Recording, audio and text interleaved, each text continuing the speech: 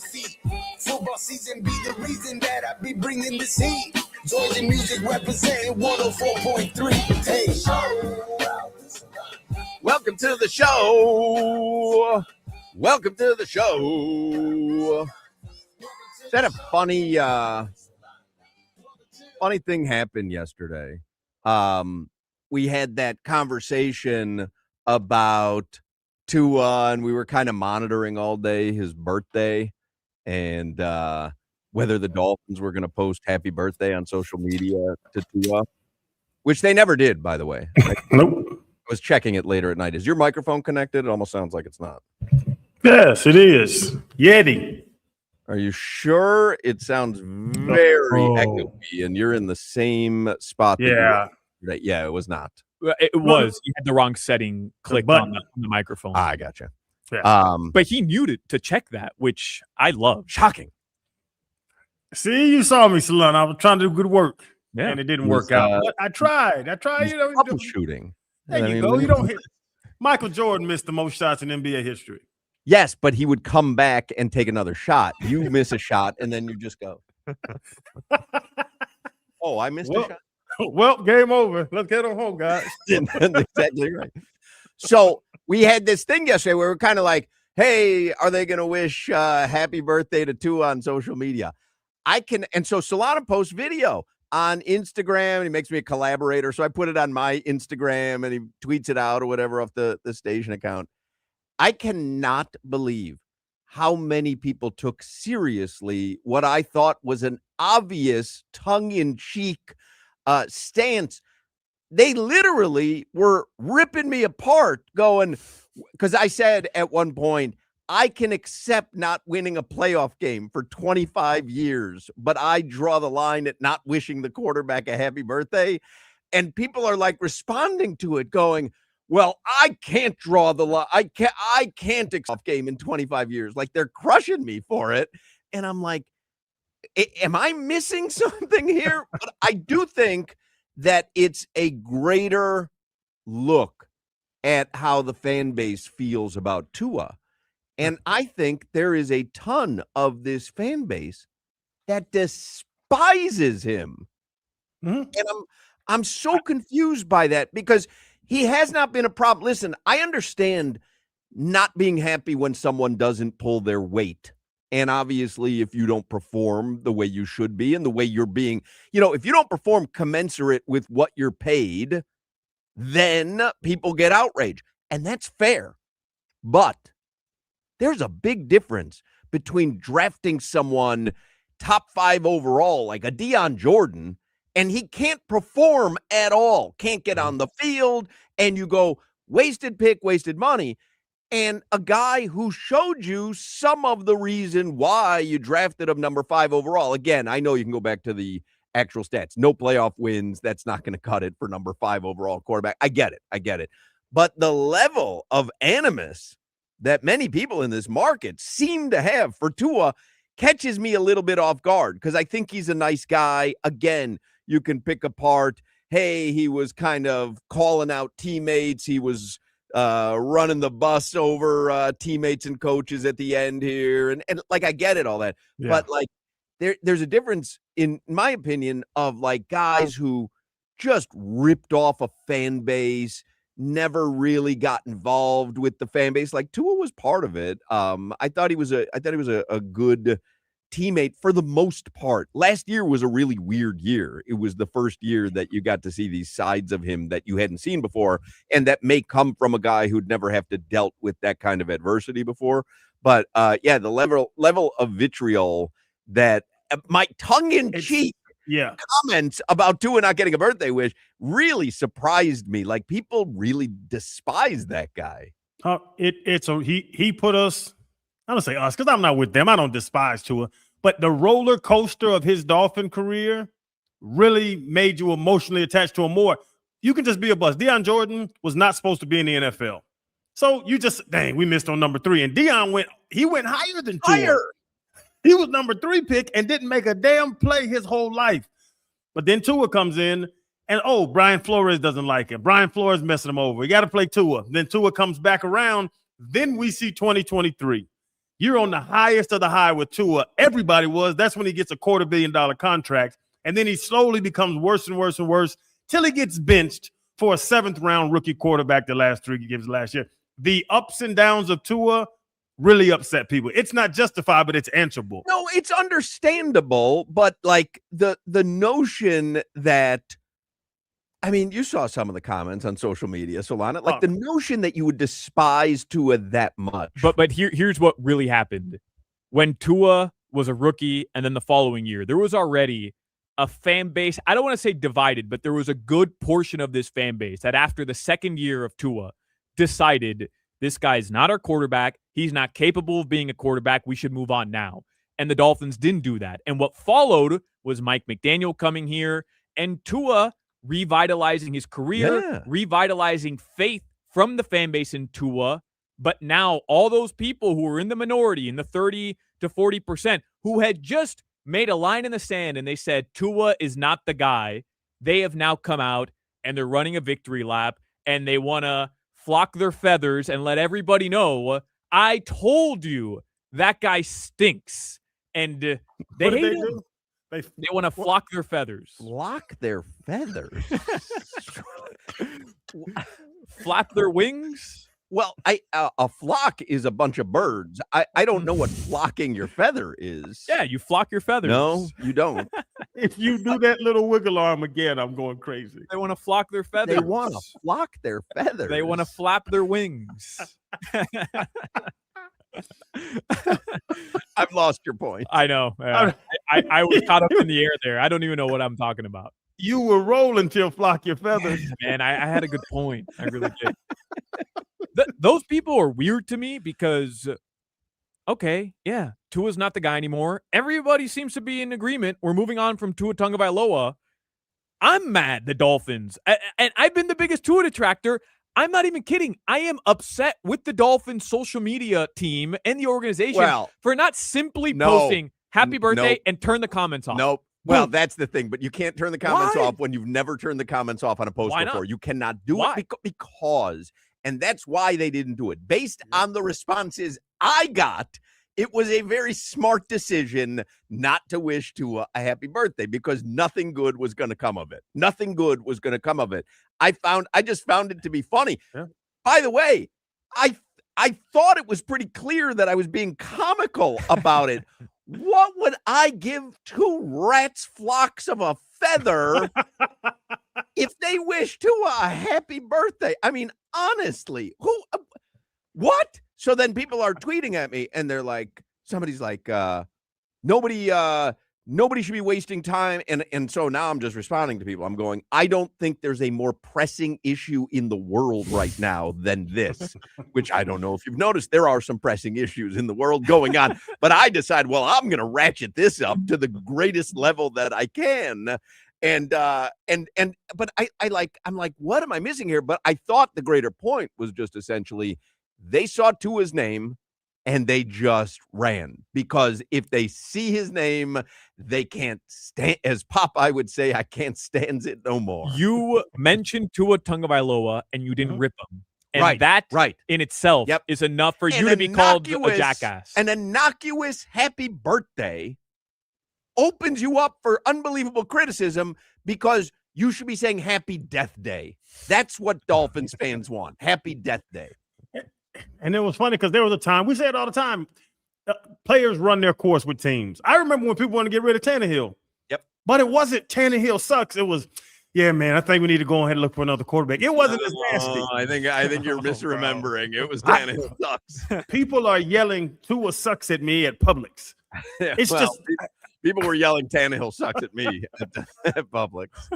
And I think Solana, there were people waiting in the weeds to not flock their feathers. I don't know how you do that, but they were waiting in the weeds for this relationship to be over so that they could say, we just wasted 3 more years and paid him. Look what I told you, especially after they gave him that second deal. And by the way, fine, they might have been right, but I would still say, even as somebody who didn't believe Tua could win you a playoff game, didn't believe Tua could win you a Super Bowl, 2023 was still the best season and the most fun season as a Dolphins fan that I've had maybe in my life outside of the 08 Wildcat season. I'm like, it easily was. It's not even up for debate. It easily was. So I can still take the position of I never thought Tua was elite. I never thought he could be elite. I didn't want to pay him the contract.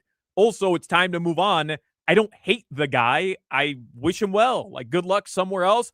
I'm more upset at Chris Greer for tanking this franchise. But remember, and this is the people you're talking about, the show me the money thing he did after he got paid. Yeah, I get it.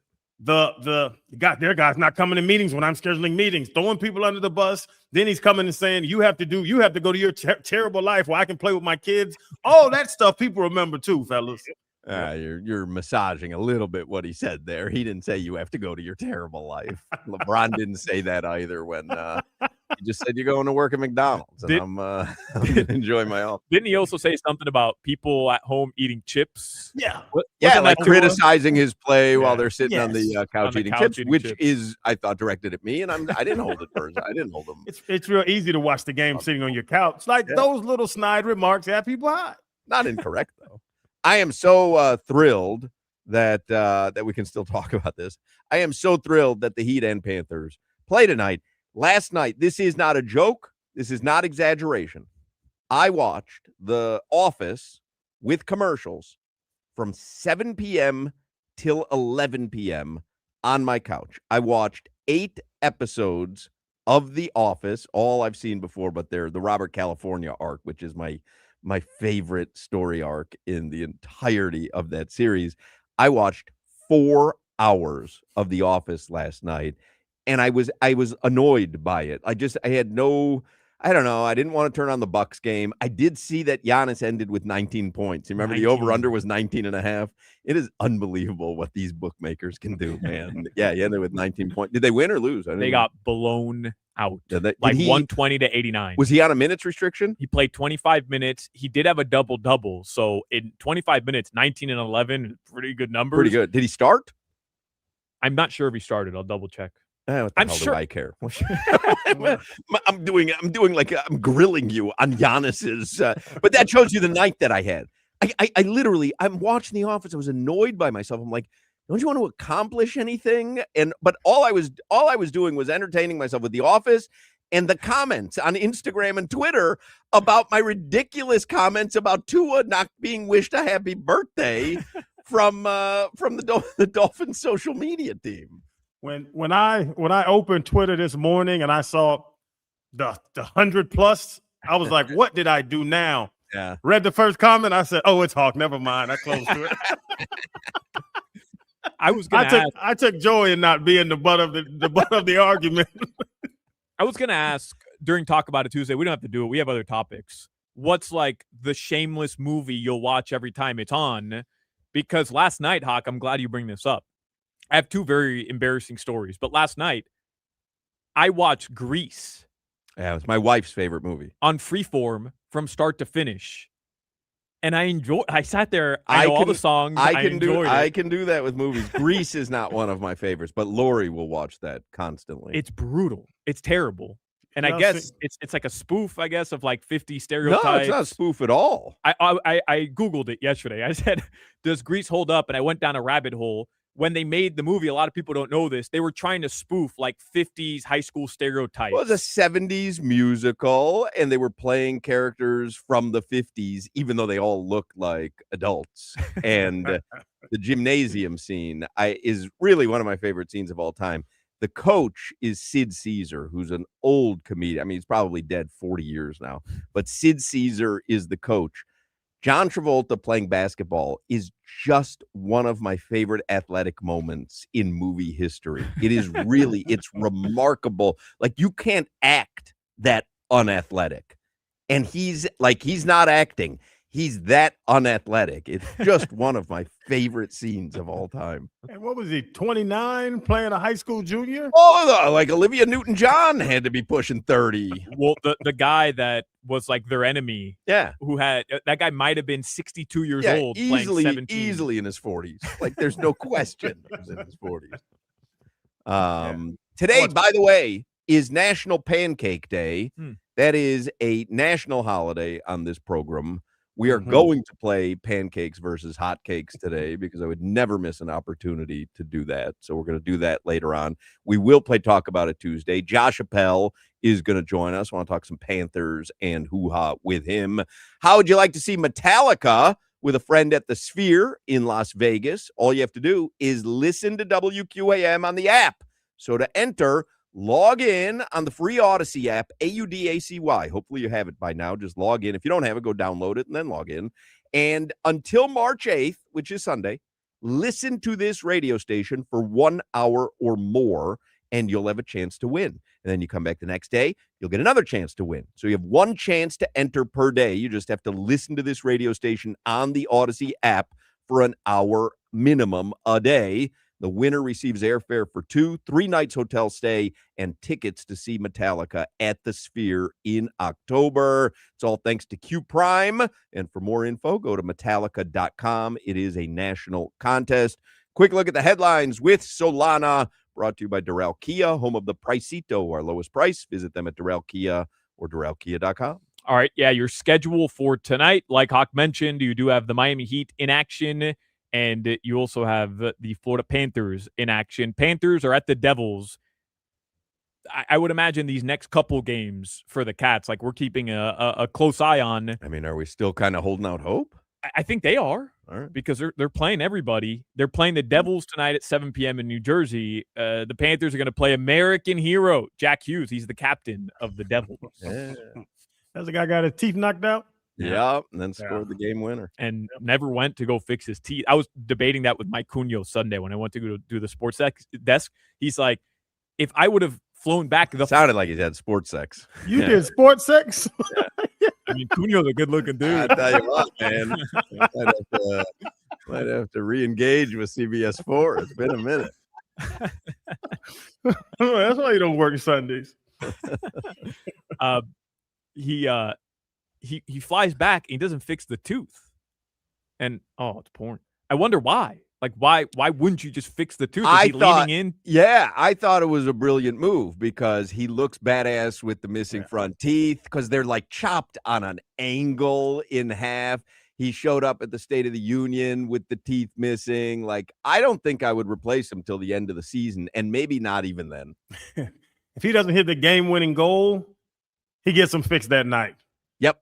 But after that, after getting busted in the face, showing the toughness and winning the game, bro, you got to lean into that one. Got to lean in. Do you guys know there's a dentist on call at every NHL stadium? We knew it makes sense, though. No, Sean Thornton talked about it on this show years ago. Oh, he did?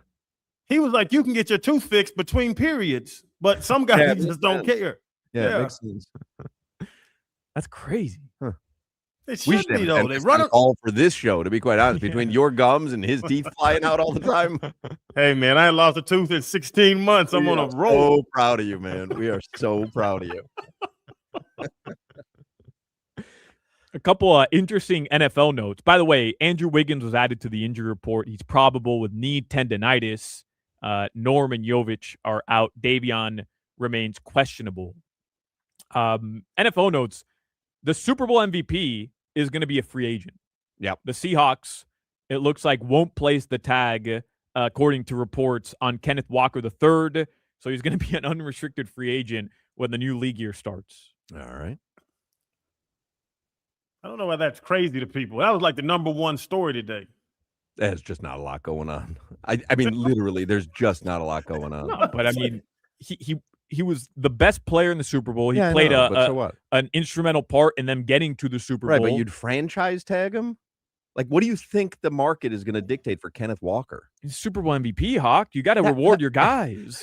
Yeah, he got rewarded by being named Super Bowl MVP. Like, honestly, what do you think the market is going to be for Kenneth Walker? I don't know, but he's a Super Bowl MVP. I'm sure that's going to garner You're going to say that every single time you talk about him? I'm not sure. I don't know anything else about him. Well, that's my point. Like, it wasn't one of these guys where you're like, oh, my God, if that guy hits free agency at the end of the season, like, he was Super Bowl MVP. That's fantastic.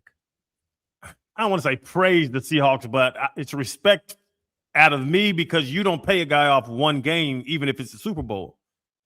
Yeah, you have an idea of what he's worth in your mind, and you go, listen, it's not the best at your position. If you want to test free agency, see what's out there. And I know this strictly because of fantasy football. He didn't even start for the 12 games. But it's not about starting. It's about who finishes. And are you his agent? By the way, he won Super Bowl MVP. He did. Yeah. If we're here talking about Devon Achane and how bad the optics would be if the Dolphins don't extend him, what are the optics in Seattle where you win a Super Bowl? He's the Super Bowl MVP. Literally, no one cares. Literally, no one cares. Well, Why are you so invested in Kenneth Walker? I care. Why? Because he's Super Bowl MVP. Who? We know. By the way, the Jets are placing the franchise tag on Breece Hall. That's how you run an organization, people. All right.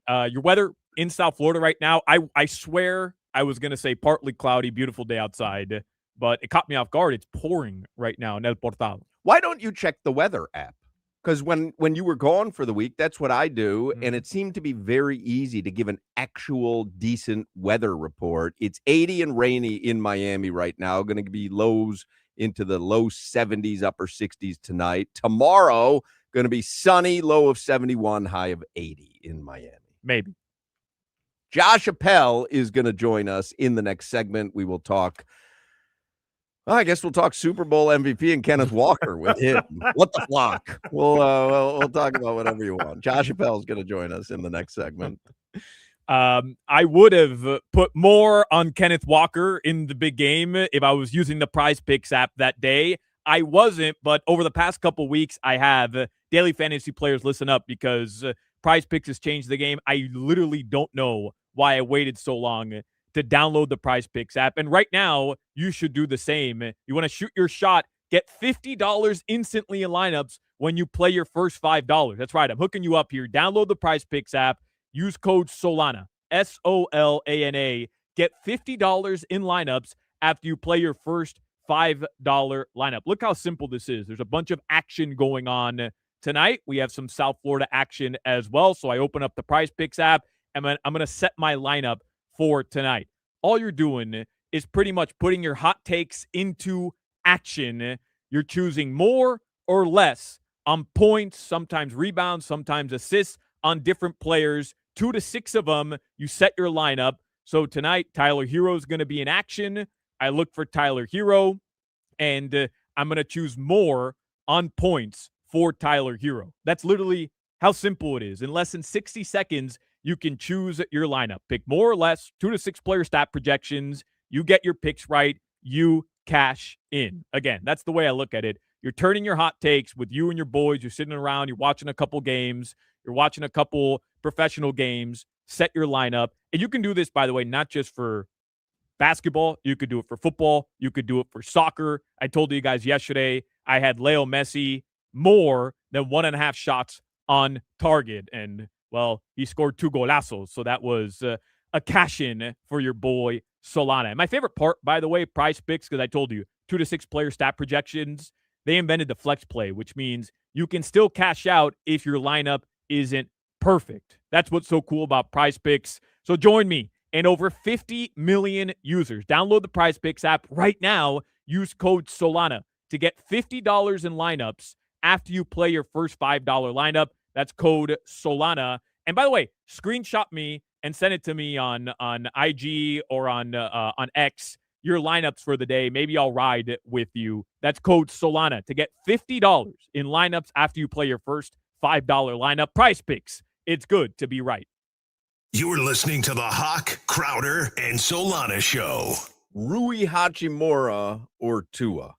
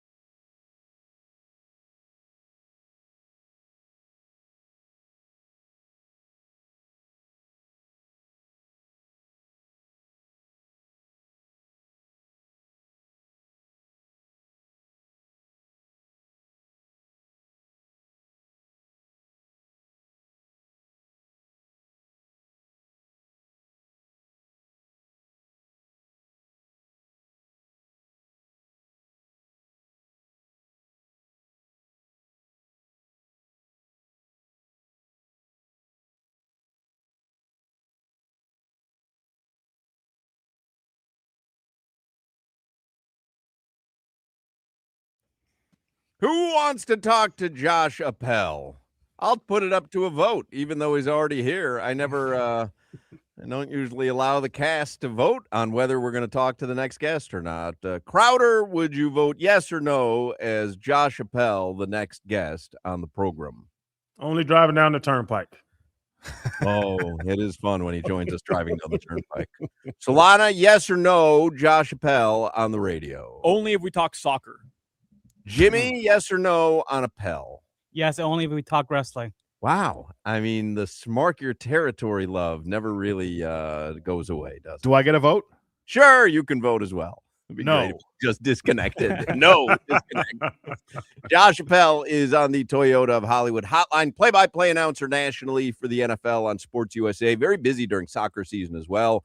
I was watching him over the weekend. This Saturday, he's on the call for the Gainbridge Super League on Peacock. DC Power versus Brooklyn FC. So let's talk Panthers first, though, because Sunday night they had that brutal loss to the Islanders, kind of what I consider to be a death blow for the playoff hopes for the season. And then Solana was saying in the headlines, like, hey, you know what? Win the next couple. And where are we? Where are we when it comes to the Panthers and the playoffs and what I consider to be kind of an emotionally demoralizing loss to the Islanders, because it looked like you were at least going to fight back and get a point, and then you give up that awful goal with 30 seconds to go. Well, the last two games have kind of felt like that, and there have been a handful that have felt like a gut punch this season, and that's just kind of the year that it's been for the Panthers. If it's not one thing, it's another thing. And if this, again, I've said this on the show before, if this is the price that they're paying for 3 consecutive runs to the Stanley Cup, winning back-to-back Stanley Cups for one season, all right, it happens. I don't think it's a lack of trying or a lack of effort or anything like that. They just look like a team that's gassed and a team that just they're not as deep for a variety of reasons as they have been the last couple of years. So I'm just choosing to enjoy that we get to watch these players play hockey for however long it is. I want to pin you down, though. Where are we on your thoughts of them actually reaching the playoffs? I think we're all in agreement that, hey, we're not complaining. Like, this is the result of playing that much hockey. I'm just curious, if you look at the games remaining and you go, you know what? If they win, I don't know how many games are left, 22 maybe? 22 or 23. Like, are you at the point where it's like, hey, if they win 21 of 23, I think they'll have enough points to get in? Like, are you holding out hope that they still have a run left in them, or is it just too far gone? Sure, I'm holding out hope, but I mean, what does that mean? I mean, it doesn't feel like it's going to happen for them this year. And that's what I was getting at was, all right, like, that's fine. You know, they've been through a lot, and we've been through a lot, obviously. You know, as much as it's been taxing on the players, think about us. Oh God! I mean, it's hard for me to even the notion of having to broadcast from another parade is just taxing mentally. Very. I mean, rollerblade another night at 11. Oh. And Josh, to that point, we talked to George Richards, and I think Solana asked him, like, it's 12 games left. It's, you know, and you're just out of it. What does pull the plug look like? Do you just don't play the good players? I think you'll start to see some guys who might be trying to play through something, maybe get some time off. Maybe you see somebody go on IR and get a surgery now instead of waiting until the off season, and then you're really ready come training camp. But I think that's what you would really start to see, is whether or not they are active at the trade deadline on Friday, or do we start to see some guys sit out every so often, or just go on long-term IR for the rest of the year and get whatever they need fixed? I'm conflicted with the Sergei Bobrovsky situation, Appel, because I know he's an unrestricted free agent, and I understand that he's Bob. He's a legend here. I would imagine he'll have his jersey retired at some point next to your boy Lou Ruango, as Crowder once called him. I'm not certain you know his name. That sounded like a kick save attempt there by you. Yeah. Based on what you Roberto Luongo. Right. I think you thought his name was like Lou something. Lou. You know, Lulu. Lou. But if the Panthers can get value by trading him and avoid having to pay him another contract, I don't know what he would get in the open market. I know GR was on with us yesterday, and he was basically saying you can pay him around $5 million a year. I don't even know if that would be good value or not. I'm just saying, when you're an excellent organization, sometimes you have to make really difficult moves, and I wonder if Zito's thought about that, if you can get something back for him. I mean, isn't that Bill Zito's entire tenure as general manager for the Panthers, is making these earth-shattering, franchise-altering decisions. Unpopular. Yeah.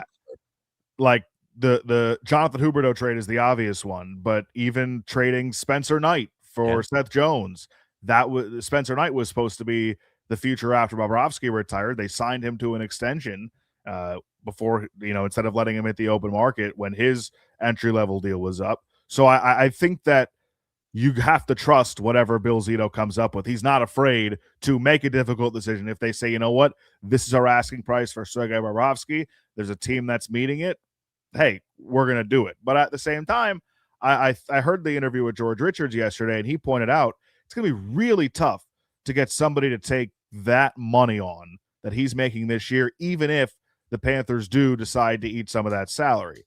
So I don't know. I just the fan in me also would feel odd seeing him in another uniform like that. That feels like one that, after what we've been through with Sergei Bobrovsky here, from the rocky start to his tenure to obviously where that ended up the last 3 years, I'd love to see him be able to finish out here and not play for somebody else. But hey, again, if they get their asking price, then who's to say they wouldn't do it? Speaking of Bobrovsky, though, I did ask George Richards yesterday. I'll ask you, if he was having a more Bob-like season, are we not wondering if they make the playoffs? Like, how much of this do you put on him?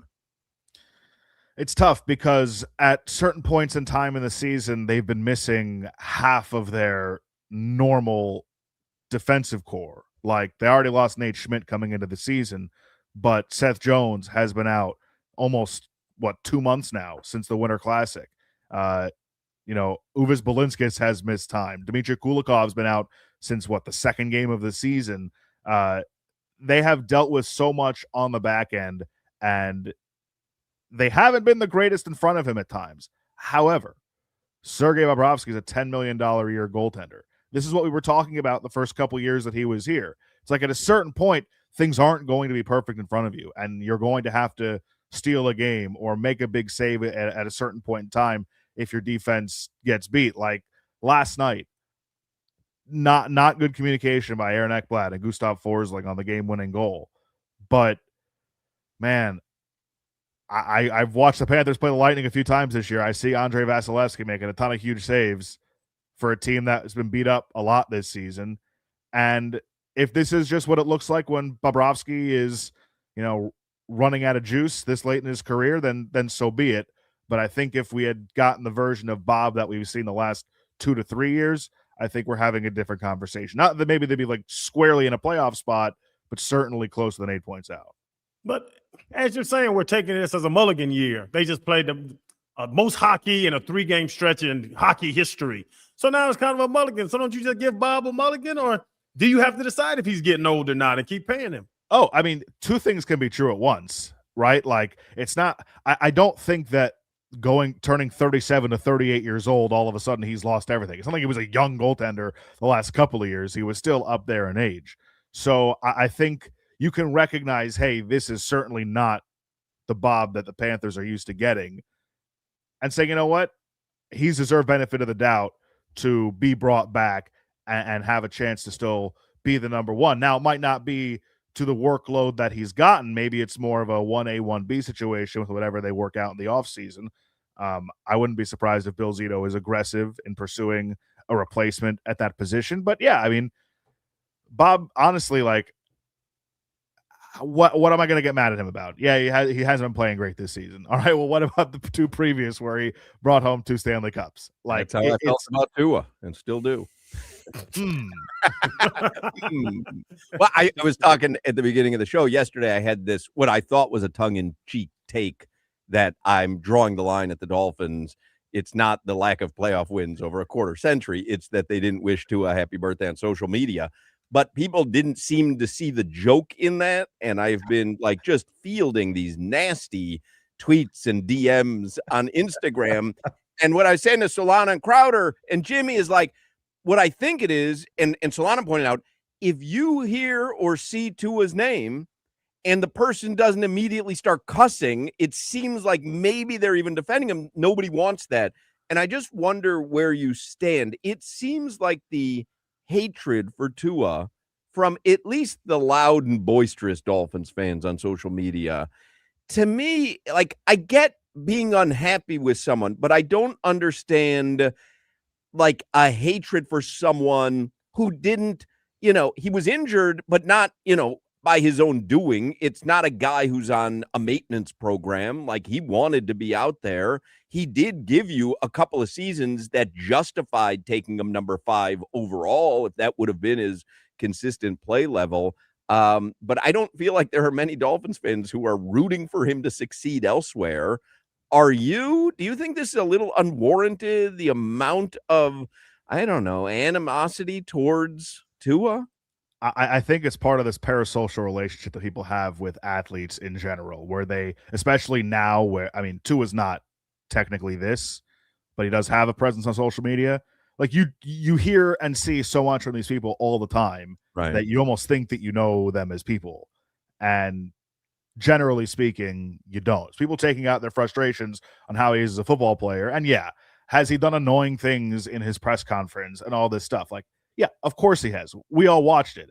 But I agree. It's always, the conversation around him has always been weird. It always has been. And now it's turned up to 11 because even the people that were supporting him for so long, myself included, I'm not in the portion that's like ripping him a new one and calling him all these things. It's just, you want to see him succeed elsewhere, though? Yeah, look, I'm not rooting against him. Like, if he leaves here and goes somewhere else and plays well and becomes what he was or close to what he was prior to this past season, then yeah, great, good for Tua. I'm not like rooting against him. I don't dislike him. It's just time for this to end. But I do think, to answer your question, some people are taking that a little bit too far. And also, again, it feels like it's louder because even the folks who were defending him are no longer doing that. Like, this was always polarizing. It's really not polarizing anymore. I asked Solana yesterday about little Alejandro when he has a child, but I'm not sure Solana can make a baby. But you actually have a son. When Jordan gets old enough to start talking sports with you, if he asks you about the Tua era, what was the Tua era? Son, let me tell you about the time that the Denver Broncos came into town. There's nothing better than having a conversation with your son that starts with, "Well, son, let me tell you." 70-point game. Depending on how this goes, there was a time, little Jordan, that the Dolphins were one of the most exciting offenses in football. Unfortunately, they didn't win anything, but man, there was a time where we really convinced ourselves this was it. I'll look back, despite how it ended, at the couple of years when it was really clicking fondly, because it was fun in the moment. And we've had this conversation plenty. I think those bigger moments later on, I think we'll remember more fondly. I really do. And we'll watch those highlights on YouTube at some point together. We're like the same age, Appel. We're both 31 years old. So we really started paying attention to the Dolphins, I'd say 2000 and on, literally since the last time they won a playoff game, is the 2022-2023, that 2-year stretch with Tua to Tyreek. He's got Hill, the Waddle run as well. Is that the best 2-year run of our lifetime of Dolphins football? I think it kind of has to be, right? Because they've had one-off years, the Wildcat year, 2016 with Jay Ajayi and Adam Gase, but they've never had like back-to-back where, all right, you go into a season with expectations, and then to at least some degree, those expectations are met the following year, which was 22 to 23. They were obviously took a bigger step up in 23 from the year before. They were a better team, and they were healthy until the end on defense, at least. Those like they had like Ricky Williams year that was fun. where he got 1 billion carries and Wannstedt ran him into the ground, and then that was it. I mean, we talked ourselves into Dante Culpepper at a certain point. I remember, I don't know which quarterback came after this, but the Gus Frerotte year with Nick Saban when they went 7-9 and they went on the winning streak at the end of this, or was it 9-7 and they went on the winning streak at the end of the year, ended up missing the playoffs. Going into next season, I'm like, all right, like it's Saban. They're going to take a step up after this. And then that obviously didn't happen. So I don't know. As far as they've had the one-off years, but they never had the back-to-back years. And this is really sad. It's remarkable. It's remarkable that those 2 seasons are the best 2 seasons that you guys have ever, really been aware of. I talked myself into AJ Feely. He's brushed over 08 when we changed football, but he's doing No, but that was one season. It was coming off a remarkably bad season, and it was followed by a bad season. Like the 2 seasons in a row where you're like, hey, this is trending in the right direction. Mike McDaniel knows what he's doing here. Tua's got game. Like this is all coming together, and it did not come together. Spoiler alert. What was that? That was 06, my second year when Culpepper came, and we had Chris Chambers, Randy McMichael. We had that good defense. We were on the front of Sports Illustrated as the Super Bowl favorite. The Madden commercial was, I remember it like it was yesterday. It was Dante Culpepper doing the rolling thing with his arms in the animated, obviously animated, but like in the Madden video game commercial. The Dolphins were like the talk of the NFL that offseason. And then it went poorly, and Dante Culpepper then came back with the Raiders and scored a touchdown in the rain and pointed at his knee and did Yeah, knee's okay. Yeah. I'm trying to look and see who came after Gus Frerotte. Did anyone look and see that? Was that Culpepper after Frerotte, or was Frerotte after Culpepper? Frerotte was before Pep, and then Feely was, so Frerotte was 05, and then Culpepper came in. Yeah. Man, it is. I mean, I used to have that T-shirt when I sold the shirts, but I mean, the list of Dolphins starting quarterbacks. I mean, I thought, listen, that Chad Henne deep ball to Ted Ginn on Monday Night Football. I was like, this Chad Henne. Don't forget the Josh Rosen era, the Brock Osweiler era. Hey, what about being in the actual building, having to believe in Chad Henne is going to turn this around for us? Just I was all in. My livelihood. I had a Henne jersey. Me too. It's the only 2 jerseys I've ever bought other than a Dan Marino jersey and a Jason Taylor jersey. The only 2 active player jerseys. Did you buy it after he got drafted or after you had actually seen him with the Dolphins? Chad Henne, the day he got drafted, I bought a number 7 Chad Henne jersey, which I still own. And then after year 2 of Tua, I bought a number 1 Tua Tagovailoa jersey. I was going to say, what do you think the number 1 selling Dolphins jersey is in the last 25 years? So from 2000 to last season. Got to be Tua, right? Probably Tua or Tyreek, I would imagine. Jason Taylor. Yeah. Yeah. I would say. What years did they play? They didn't play in the 90s? Yeah, I think Taylor and Zach Thomas both played in the late 90s, but they played well into the aughts. Yeah. That was 96, I believe. That's when Zach was drafted. Because I'm just trying to think. The quarterback, though, always as great as Zach and Jason were, the quarterback. Pennington? No. But I'm saying Tua has been. I'm guessing selling jerseys up until about last season. I'm not certain. I would imagine if there was a curve of Tua jersey sales, went off a cliff last season. If you have the throwback number 1, you rip off the nameplate, get your premium on there, and you've got a great throwback. I mean, a great throwback. Garrow. Everybody loves Garrow. All right. I'll tell you, Rick sold some jerseys now when Rick had that run. Yeah. I had an orange jersey, I think it is. Yeah. Oh, I have a Ricky Williams jersey. I wonder how many how many Tyreek Hill jerseys? A lot. Yeah. A lot. All the kids, the new age kids love Tyreek Hill. Yeah. Ricky Williams is probably the answer. Model. Right? Ricky Williams is probably the answer. Because before Tyreek Hill, Ricky Williams, best player to suit up for the Dolphins. Who can we get this answer from? I'm not going to ask Claude because I don't want to put him on the spot. Like, there's got to be someone. Yeah, text Nat Moore. Okay. He doesn't like my texts. Jimmy, call Nat Moore. I'll send you this number, Jimmy. Jimmy, he is going to cuss you out if you ask something crazy. I would say, I know. You want to role play this, Jimmy? I've seen him cuss people out before. So You want to role play this? I'll be Nat Moore. You be Jimmy. Do we have our phone ring?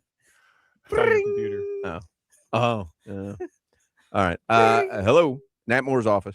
Is that Howard Schnellenberger in the phone? Hello. Howard Schnellenberger's Matt Moore's assistant. I even forgot the question. I mean, who gave you this number? This is ridiculous. Who is this? This is Channing Crowder. Oh.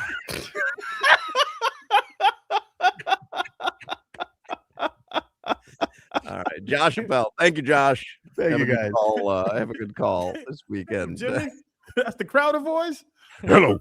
Someone like Ed Orgeron.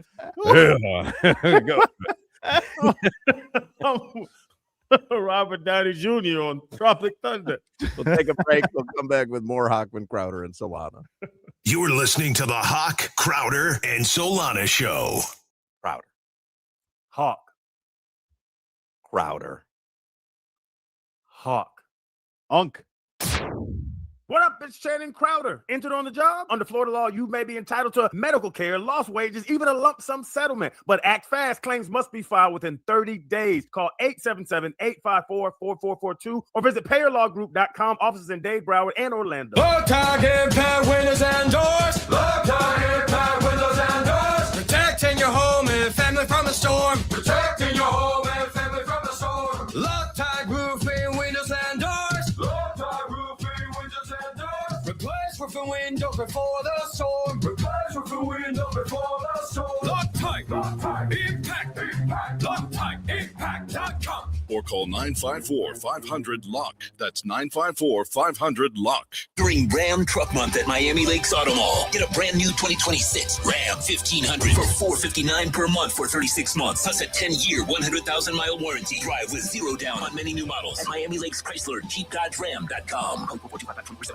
Hey, Joe Rose here. When anxiety or depression starts to feel like too much, sometimes the most powerful step is stepping away to a place that feels safe, private, and genuinely comforting. Recovery Unplugged's mental health residential program in Fort Lauderdale offers a beautiful, peaceful setting where you can focus fully on healing with expert clinical care, innovative treatments like ketamine therapy, and a musical-based approach that helps people reconnect. They accept most major insurance plans. Learn more at recoveryunplugged.com or call 954-737-4508. Recovery Unplugged. Heal out loud. The Hyundai Air and Sea Show returns this Memorial Day weekend, May 23rd and 24th on Miami Beach, kicking off America's 250th birthday celebration. Bring the whole family out to enjoy a fun, wholesome, patriotic weekend at the beach. Free to the public. Showcase your company with a display space or entertain your family, friends, or clients in a hospitality cabana. Visit usasalute.com. Sponsored by Hyundai with the support of the Miami Beach Visitor and Convention Authority and the Greater Miami Convention and Visitors Bureau.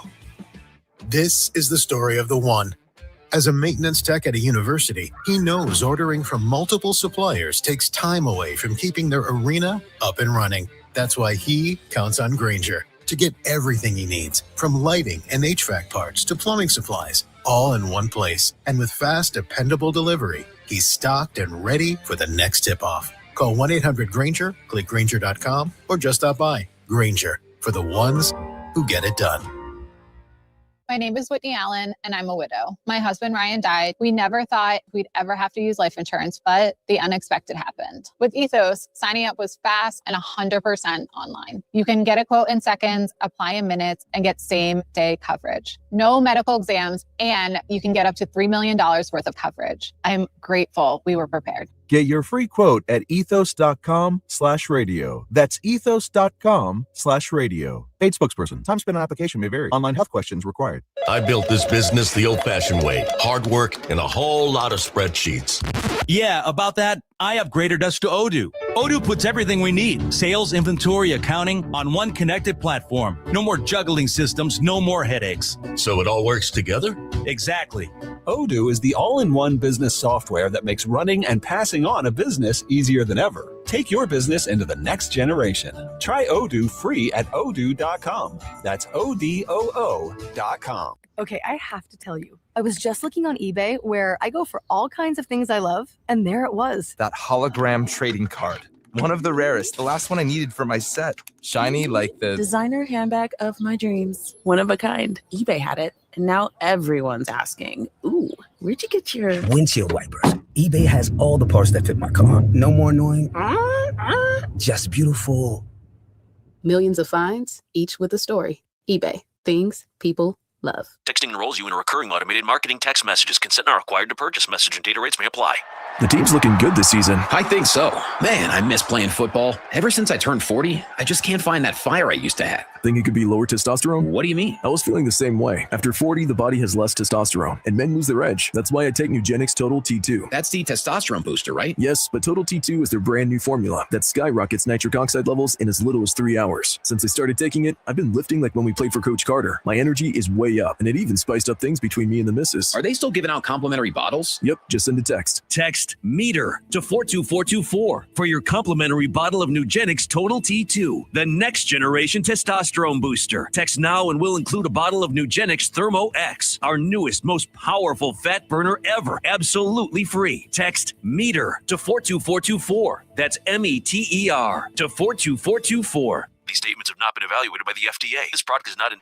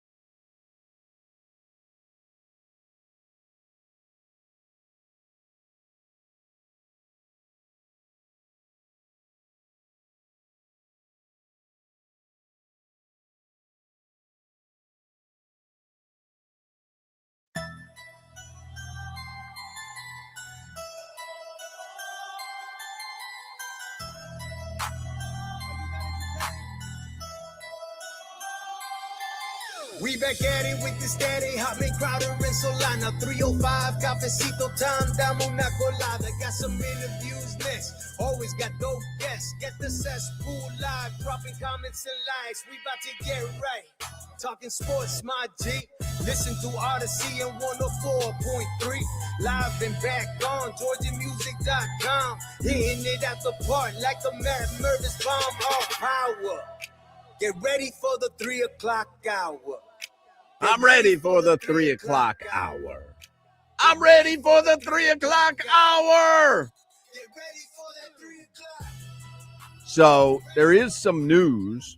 Barry Jackson has tweeted out, I can confirm, as Sportico mentioned, that billionaire Lin Bin, who is a Chinese American, has a deal not yet finalized to buy 1% of the Dolphins at a $12.5 billion valuation. Sportico says that's a record 1% valuation for a publicly known transaction in sports. Everything needs NFL approval, but that should be a formality. So 1% of $12.5 billion is about $125 million, if my math is correct.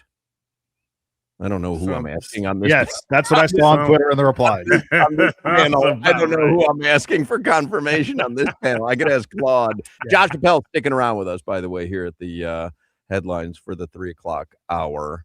So 1% of the Dolphins was sold for $125 million. By the way, that speaks to valuations. You know, when you hear teams like the Marlins talk about how they don't turn a profit, they always conveniently leave out that the value of the property that they own has increased 20 billion times by what they had paid for it. So they may not turn a profit annually, but a $1 billion investment can easily become, in the world of sports franchises nowadays, a $5 billion property. So that's wild, though. A valuation, you know, these, I mean, if you watch Shark Tank, like, it's not like you can't rake one guy over the coals and say, oh, this is a $12.5 billion valuation and not really be valued at that. Like, a lot of due diligence goes into that. So that tells you in real world business, the Dolphins right now, what'd Stephen Ross pay? $1 billion or $2 billion? Anybody remember? Wasn't it less? No, I think it was $1 or $2 billion. No, it was something billion, but yeah. But what he's done with the stadium, and he brought in the attendance and brought in the racing, and they said they were winners. If they were winners, $1 billion, Josh? $1 billion. Yeah. Imagine if they were winners. But again, it's not like you can make up. First of all, I'm not suggesting Lin Bin can easily be fooled, but it's not like Stephen Ross goes, oh, tell him $12.5 billion and see what he says. There's obviously a lot that goes into this. I don't think Lin Bin, I'm looking on Wikipedia, is worth $18 billion himself. So this isn't a large amount of his net worth to invest, but the Dolphins are valued at $12.5 billion right now. That's insane. Lin Bin bought him a condo somewhere in Miami and said, you know what? Yes. Let me have another business venture. 100%. Should we buy a restaurant or 1% of the Dolphins? Yeah. Or he calls the Dolphins and he's like, hey, I'm interested in buying a suite. And how much is that? They're like, $400,000, the best suite that we can offer. It's like, hey, do you have anything for like $100 million, $150 million? They're like, we'll forward you to Steven's office. Hold on. Hello, Stephen Ross here. $125 million. Schnellenberger wasn't the secretary. Oh, he only works for Netflix. Only works for Netflix. That's kind of how it starts, though. When they start selling off little pieces, Stephen Ross getting a little older. You try to bring some people in. Cash in a little bit. I mean, it's like taking money out of the stock market. If you have a winning stock, you take a little bit off the top. So, hey, I'll take $125 million FU money, and I still have 99% of the team. Not a bad gig if you can get it. Not at all. Tyreek Hill, next team, odds from Bet Online. Back to KC. KC is the favorite, 2-1. KC is 2-1. Buffalo Bills 4-1. Giants 5-1. Broncos 7-1, Packers 9-1. I do find it funny. We were talking earlier about the hatred Tua gets. Tua never quit on this team. Tyreek Hill was paid a lot of money as well. And I know he held up his end of the deal when healthy. I'm not questioning that. But he flat out quit on the team in a game and then got hurt after he got paid and wasn't able to play last year. And by the way, is just not a good person. Yeah. I don't see the same type of Because he's not a quarterback. Tyreek Hill. Because he's not a quarterback. The quarterback position is the one that you put your emotion into. I always bring up Michael Wallace. Remember the third string Steelers receiver who was going to be our game changer? They gave him a ton of money, never really ingratiated himself, I thought, in the South Florida community. And Ndamukong Suh as well, right? A massive amount of money and kind of was a hired gun.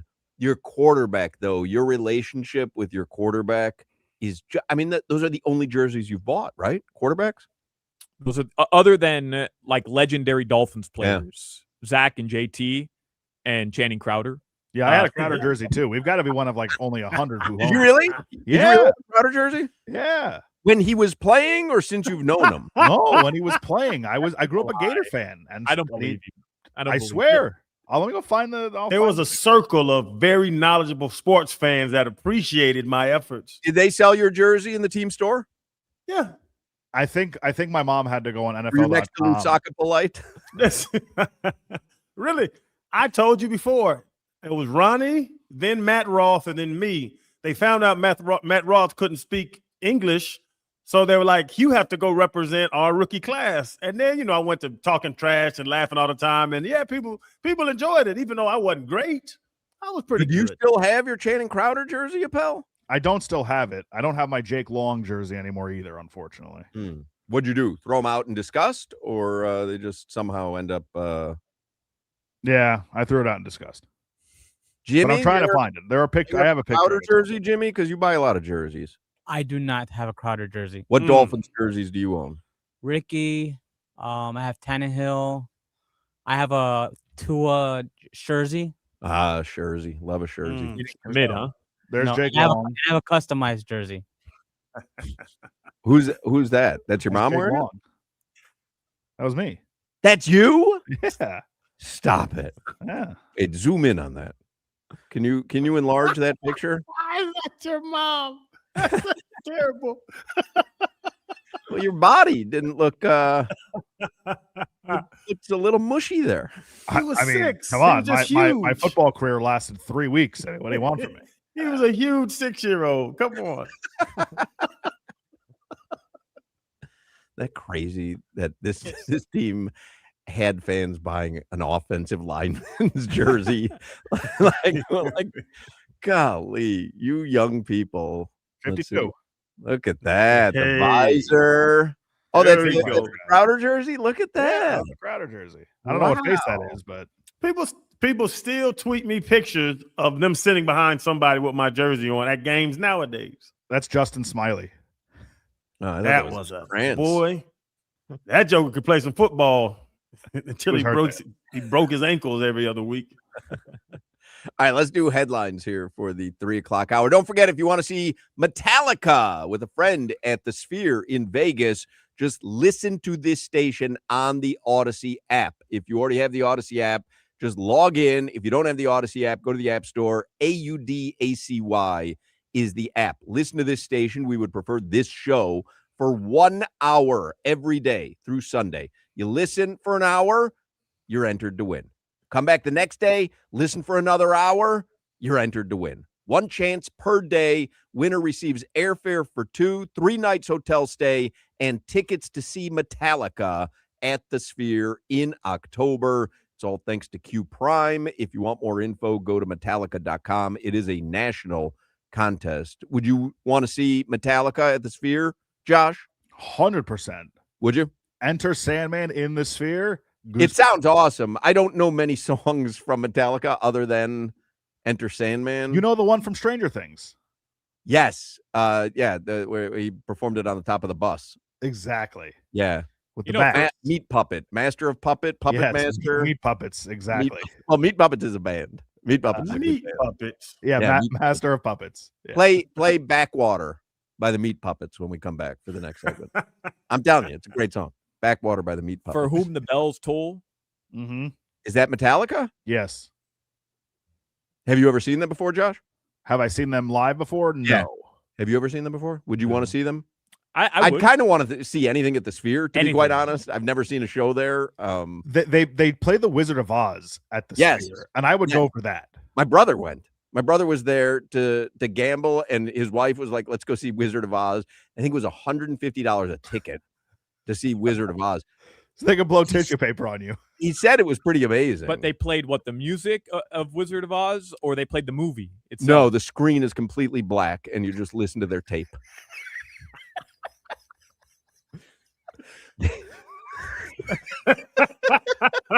What's wrong with you, bro? Your questions are crazy. Why is that crazy? They turn off all the lights. It could have been a band playing the Wizard of Oz music with an awesome light show at the Sphere. That seems totally reasonable. Play Yellow Brick Road. Over the rainbow. Over the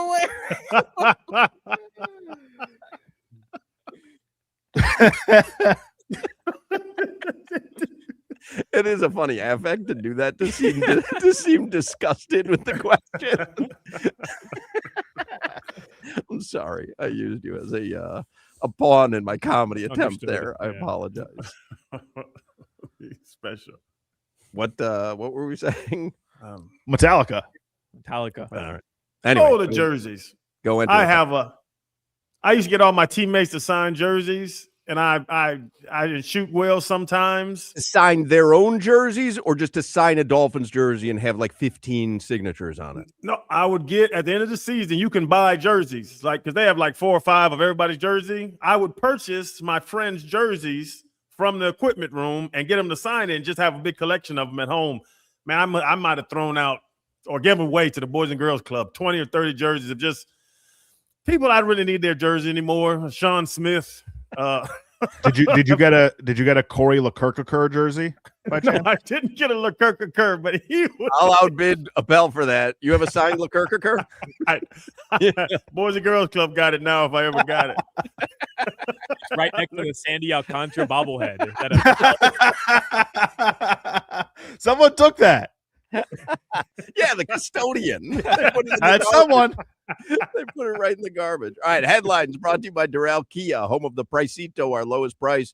Visit them at Doral Kia or DoralKia.com. Something just happened in the NFL that has not happened since 1996. They didn't franchise tag a Super Bowl MVP? No, All right, I but was it does just guessing. include a tag, but not a franchise tag, a transition tag. For the first time since 1996, a quarterback has been placed under the transition tag. The Colts putting Daniel Jones, issuing the transition tag to Daniel Jones. And I had to look up what the transition tag, exactly what it meant. And basically, it's $6 million cheaper than putting him on the franchise tag. But it allows Daniel Jones to sign an offer sheet with another team.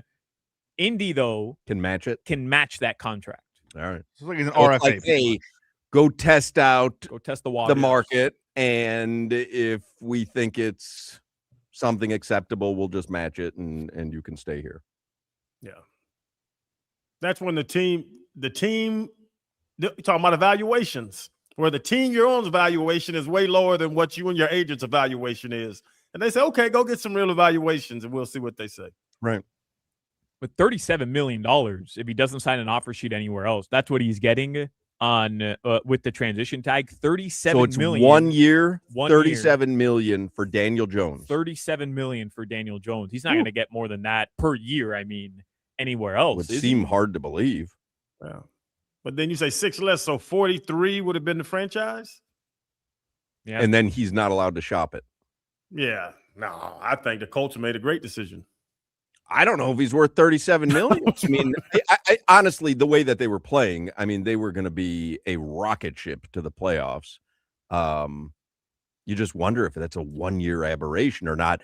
Minnesota made that mistake, right? Mhm. They let the guy go thinking, oh, that can't last forever. And then all of a sudden you have JJ McCarthy. Shane Steichen goes in, gets with Daniel Jones and makes him look great, and they give him a transition tag. Tua goes in with Mike McDaniel, looks great for 1 year, and they give him $200 million. That's the Dolphins should have transition tagged Tua. Well, that was the argument from a lot of people who turned out I was wrong. I was saying give him the extension, give him whatever he wants. But a lot of people were like, first of all, you don't even need to give him a transition or a franchise tag for the next season or two. And then if you want to start doing that, you can do that. Obviously, they're in a bit of a mess because they chose to give him the big extension. A great device to avoid admitting you're wrong about that is to do what I do, which is just say, at the time we're playing the result, it was the right decision at the time. At the time, it was the right decision. I really do believe that. At the time, it was the right decision.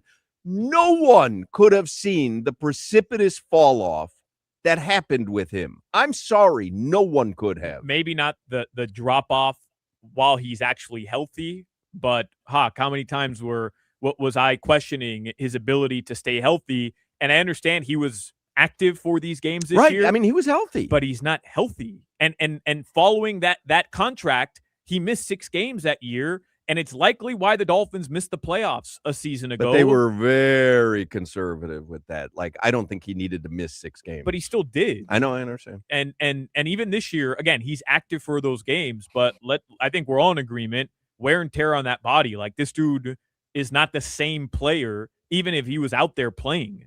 And, that was the big question. It wasn't, is Tua good? I think the conversation had shifted to, could he stay healthy for a full season after doing it for just 1? And the answer to that, unfortunately, was no. Chris Greer's biggest mistake in all his years was giving Tua that extension. Yes. But do you think he made that decision in a vacuum? No. Or do you think they collaborate, remember? Yeah, but like not just Mike McDaniel, but the quarterback coach, the head trainer, the outside doctors. Like, you don't make, I don't think, that kind of investment and potentially hamstring your franchise because you know it going in. Like, hey, if we're going to earmark this much money for one player, he's got to have dividends. If we don't, we're going to be stuck here. Like, he doesn't make that decision, I don't think, in a vacuum. So everyone's telling him Tua's healthy, Tua's talented, Tua's the guy. Like, I mean, what are you going to do if you're asking for a consensus on someone and everyone is telling you, yep, got to do it? I know I don't remember who exactly said it on the station, if it was Omar, if it was Dave Hyde, or who it was. Maybe it was Chris Perkins on this show. But it's one thing to be collaborative with your head coach and your coaching staff. But at a certain point, a general manager can say, hey, Mike, like, at the end of the day, this is my decision. And I understand this is how you feel, but this is the direction that I'm going to go in as the decision maker. So it's almost a bit of a cop-out for Chris Greer to be like, well, the whole coaching staff was saying, they were in favor of this, and Mike McDaniel was pushing hard for it. So I don't know. I feel like Chris Greer, obviously that I mean, we just don't know how it played out, though. We really don't. Right. Maybe he was the ultimate decider and overruled several people who said, I'm not certain. And he was like, no, I want to have my quarterback locked up. I don't want to have to worry about this every season. I'm just saying, like, of course, the head coach who's literally brought in and said, hey, like, this is the pairing. And if you're going to keep this job for a long time, this pairing has to work. So if you're Mike McDaniel and you see, well, healthy 2022 when he played, he was great. 2023, he stayed healthy. We put up 70 points. We were a great offense the entire year until the end. The head coach is going to be like, Tua is my job. So if Tua gets extended, I'm extended. So it all fits in for the head coach in that situation to push hard for that extension. It makes sense that he would do that. But as the kind of to what you said about Chris Greer being the buck stops at him, where we had another year or two, you could have franchised again. You could have kicked the can a little bit down the road. Okay, Mike, we're coming back with him, but we're not giving him a 5-year extension worth 200 whatever million. Fair. We're going to give him this and that. And that's why I think Chris Greer made that mistake. Why pull the trigger on something you don't have to pull the trigger on? Right, because maybe Mike McDaniel says, listen, I want everyone to be happy. This is the way I run my organization. I want Tyreek to be happy. I want Jalen Waddle to be happy. I want my quarterback to be happy. And maybe Chris Greer did need to say, hey, you got to figure it out, coach. Like, I know you want to figure it out, coach. that's on you because I'm not going to earmark this kind of money for him. And you talking about being happy. One of y'all sent me that clip with Raheem Mostert that said, like, his downfall is going to be that he wants everybody to be friendly all the time. Yeah. We have that clip. This was Raheem Mostert, I believe, on The Herd on FS1, talking about Mike McDaniel's coaching methods.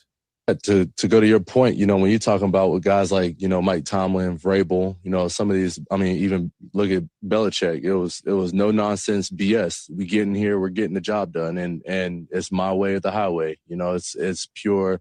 This is how we're gonna coach it.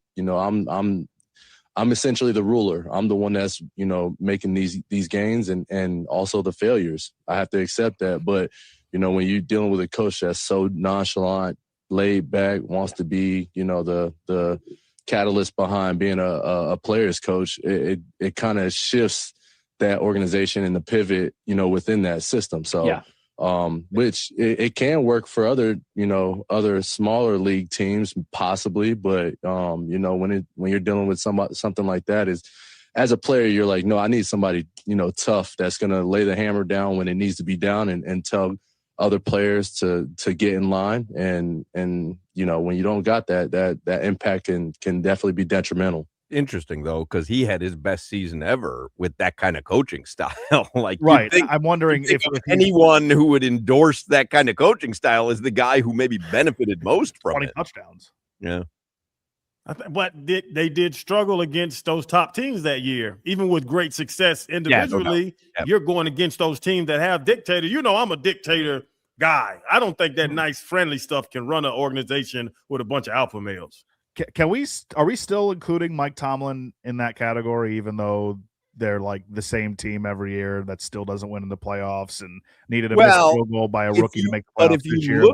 If you look at the talent he's doing it with, then I think you have to go, yeah, that guy's got it together. Like he maximizes his talent. Because I don't think they have talent to win playoff games. I'm not certain they have talent to get to the playoffs, and they do.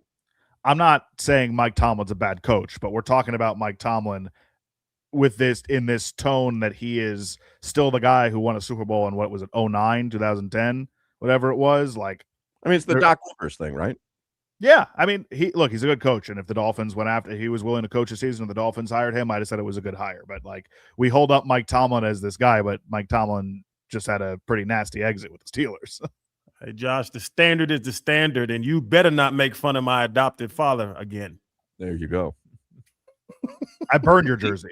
I love Mike Tomlin. I think you might be the same age as Mike Tomlin. What do you mean you're adopted father? I think he might be in his 40s. I asked him twice to adopt me. He said no both times. Anything else in the headlines? Have we done any headlines? Yeah, that Raheem Mostert cut, that was pretty good headline there. But I don't know if you brought it up. Usually the anchor brings up the headlines. By the way, the Raheem Mostert saltiness with Mike McDaniel 100% has to do with the fact that they'd never paid him a big contract after that record-setting season, and they just kind of let him go because they had the new flashy toy. But also, hey, you had your best season ever, like Jonnu Smith. Go get your money, and Jonnu Smith did. Kind of. It was terrible, by the way. Yeah, except when they played the Dolphins. Yeah. Well, he famously tweeted after Jonnu got traded, like that's what the Dolphins do to their top talent. Who tweeted that? Raheem Mostert. Oh, Raheem did. Yeah. All right, he's got no love. He's been pretty consistent. He doesn't like Mike McDaniel. He's got no love. Well, I just think, hey, McDaniel vouched for Tua. McDaniel and Greer paid Jalen Ramsey. They paid Tyreek Hill. They paid all these different guys. They didn't pay Raheem Mostert. Clearly salty about it. Jimmy says Tomlin is 53. Is that right? Man, he is young. That guy had massive success as a young guy. He could have a massively successful son if he would have taken me up on my offer. Oh, there's someone that comes along with you? No, but the thing with Raheem Mostert, you don't have to like a coach or a coaching staff. If you ball, you ball. Like Porter's big ear down here. He couldn't stand Parcells and Sperano and them dudes. But he was one of the best pass rushers in the world at the time. Everybody knew Zach hated Saban. But Zach went and led the league in tackles that first year, whatever it was. Like you can disagree with a coaching style and an approach, but still go play your game and ball. All right, here your sports watching schedule or listening schedule. Here is for this evening. The Panthers, they're going to play at the New Jersey Devils. That's All a right. 7 p.m. puck drop tonight. Jack Hughes. Jack Hughes. All right. That's right. Maybe Sam Bennett will give one a stick. Oh, yeah. Maybe a little USA versus Canada. Knock out the other two. How about that? If you're Sam Bennett, like, what's the relationship there? Can you ask Jack Hughes to sign the stick that you hit him in the mouth with? Like, would that, you think, because that would be cool if Sam Bennett had the stick that he knocked out Jack Hughes' teeth with and then signed by Jack Hughes. That would be cool. I think hockey players are different. That would be cool. Yeah, it would be cool, but I think Sam Bennett would only do that if they had won. Correct. Mm. So maybe Jack Hughes, can he ask for that stick? Hey, do you still have that stick that you knocked out with? Can you autograph it? Yeah. Hey, and Teddy Richards, the Panthers equipment manager, was Team USA, so maybe there's the conduit there between Jack Hughes and Sam Bennett. I mean, time of their lives. Yeah, my guess is Sam Bennett would knock him out if he asked him to sign the stick. You'd find him under the ice. Mm-hmm. Yep. The Miami Heat, they do play the Brooklyn Nets tonight. They play the Nets tonight, and they play them Thursday. The Nets have the longest active losing streak in the NBA. The Heat play them today and Thursday, so get ready for the split, the good old-fashioned split. They're very bad? I did not know that. The Brooklyn Nets are very bad. What do you think the line is tonight? Anybody want to guess? Heat by 6. 6.5. Heat minus 8.5. Heat minus 13. Nailed it. Oh, Nets are terrible. Yeah, that's what I'm saying. That's what I'm finding out. Yeah, it's hard to get those double-digit NBAs. Oh, Bulls are in action tonight. Mm. See, Thunder is in OKC. OKC in Chicago, though. Chicago on a 1-game winning streak. Double digits. 12.5. 15. 10. OKC minus 10. Are the Heat the largest line, the largest spread today? Let's see. In the NBA? Minnesota is a 14.5-point favorite over Memphis. Let's take all the big winners, Crowder. Orlando is a 16-point favorite over the Wizards. Didn't you say Trae Young's making his debut tonight? No, on Thursday. He got ejected yesterday. I saw that. That was funny. Hasn't made his debut yet, but he got Charlotte is a 13-point favorite over Dallas. Heat are one of the lowest lines tonight of the NBA. I'm doing it, Solana. Double digit favorites. But you're about a taking 14. spread, like the cover. No. or He's just doing money line. Money line. I'll ride with you. Let's do it. I'll take Phoenix as well. Phoenix a 9.5-point favorite in Sacramento. I gotta log in every time on this Hard Rock Bet app, man. I don't have to anymore. Not a big deal. I'm not complaining, but it's just a little annoying. Because his account's $6. It's the app that drives me the craziest is ESPN. Oh, on a smart TV, not on my phone because I don't watch it on my phone, but on a smart TV, it's every time. I have to pull out the phone, zoom into the little square the QR thing, code, and then put in the letters and whatever. I can log into Hulu once every 7 years. It knows me. ESPN the night after. Would you like to upgrade? Upgrade what? I just want to watch the game. What are we doing? Send you those codes. I hate that. Crazy. Now I gotta go to my email to find a code to go back to the app. Yeah. Give me the days of a cable box and a wired remote. A wired remote. Wired remote and a wired phone. You had a wired remote? I mean, when I was real young, I didn't have a wired remote, but my friends, for a VCR, you had a wired remote usually. Do you remember when the satellite boxes first came out? You had to have like a card that you would stick into the right in front of it. The DirecTV boxes, yeah. Changed my life, man. When I got the card that allowed, I've told the story. When I got the BS card that allowed you to get all the porn stations, I couldn't stay at work for more than 3 hours without coming home. What I wanted to tell you guys. I swear to God, it was just an omnipresent thought in my head wherever I was. Like, there is free porn on at home, and it was like my car would just automatically drive home. I think I forgot a pencil. Pencil. You're not a mathematician. Well, I better get a pencil. It's what I wanted to tell you guys, where I started watching Rome on HBO. It's a really old show from like the early 2000s, but I love. Sound that old to me. I fell asleep watching it. My fiance wakes me up. Must have been 2, 3 in the morning. It's just playing right on HBO, just playing one of the episodes. She wakes me up. She's like, "What the hell are you watching?"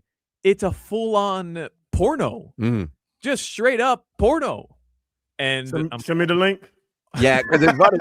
I've tried that on Lori before, where I actually watch a full-on porno, hoping she goes, "Hey, what are you watching?" And then I'm back there just watching the porn again. At least you got a question out of it. I'll go in the living room. Never mind. Were you able to use that to your advantage? I was not. right back to bed. I'm sorry, babe. Let me turn this off. Yeah. Those are your sports headlines. The celebrity birthdays, I'm looking at the list right now, really has Matt Trainer on it. Mr. Matt Misty Trainer May. and Misty May Trainer may be the greatest celeb couple in Miami sports history. You're out of your mind. What? Bam and Asia Wilson? You're taking Matt Trainer? They're not married. They're a couple. They're not married. This is your line of delineation. Well, either you respect the sanctity of marriage or you don't. Hoch. Well, I do don't know what not to tell you. Matt Trainer. I remember I watched every Olympic volleyball match because Matt Trainer's wife was going for the gold medal. That's beach volleyball. Insane. I mean, Matt Trainer hit 237 in 5 years with the Marlins. Put some respect on Matt Trainer's name. The fact that Matt Trainer is on the celebrity birthday list is absolutely ridiculous. Marlins legend. Is John Buck on the celebrity birthday list? Who's that? Javon Holland celebrating a birthday today. Jason Tatum, Santonio Holmes, Jessica Biel, Jeremiah Bell, guy, and Herschel Walker, who I believe is an ambassador to a country. I'm not kidding you. I think he's the ambassador to the Bahamas. Herschel Walker? Herschel Walker. See on the Mount Rushmore He is. Walkers? Right? He's an ambassador, Bahamas. right? Yeah, United States ambassador to Bahamas since 2025. Last year. We have really got it together. They're doing great things. We need Herschel over there. What?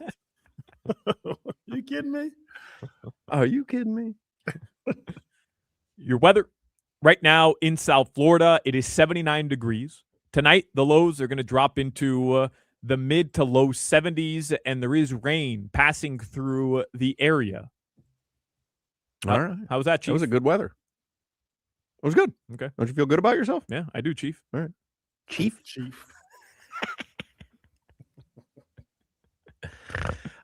Championship Meet Energy is nonstop at Gulfstream Park with live racing every Thursday through Sunday and featured stakes races on Saturdays. Cirque du Soleil Lucia, that is currently playing at Gulfstream Park right now. It runs through April 25th, and you can get your tickets online. You can go see that. Corgi races are coming to Gulfstream. Mark your calendar. Saturday, March 14th for the inaugural Coastal Corgi Classic. It's a family-friendly event. They'll showcase registered corgis competing in a series of short, controlled sprint races. Those are always fun to watch.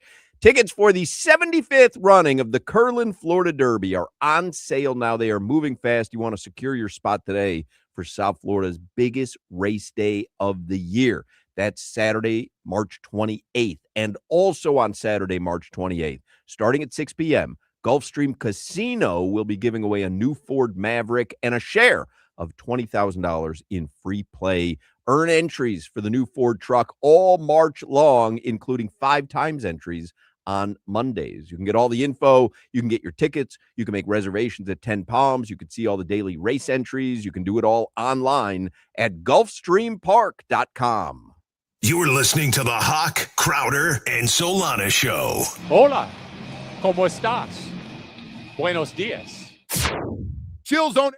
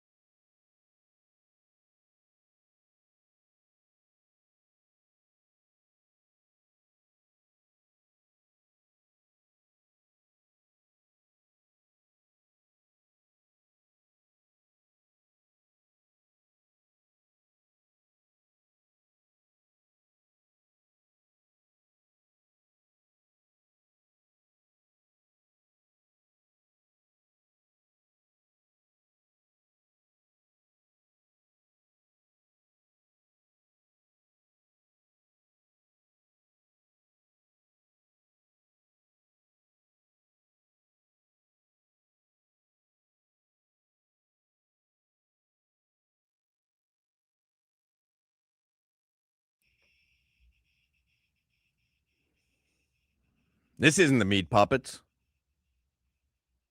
It is not. It's Metallica. Yes. I like it. Where'd Appel go?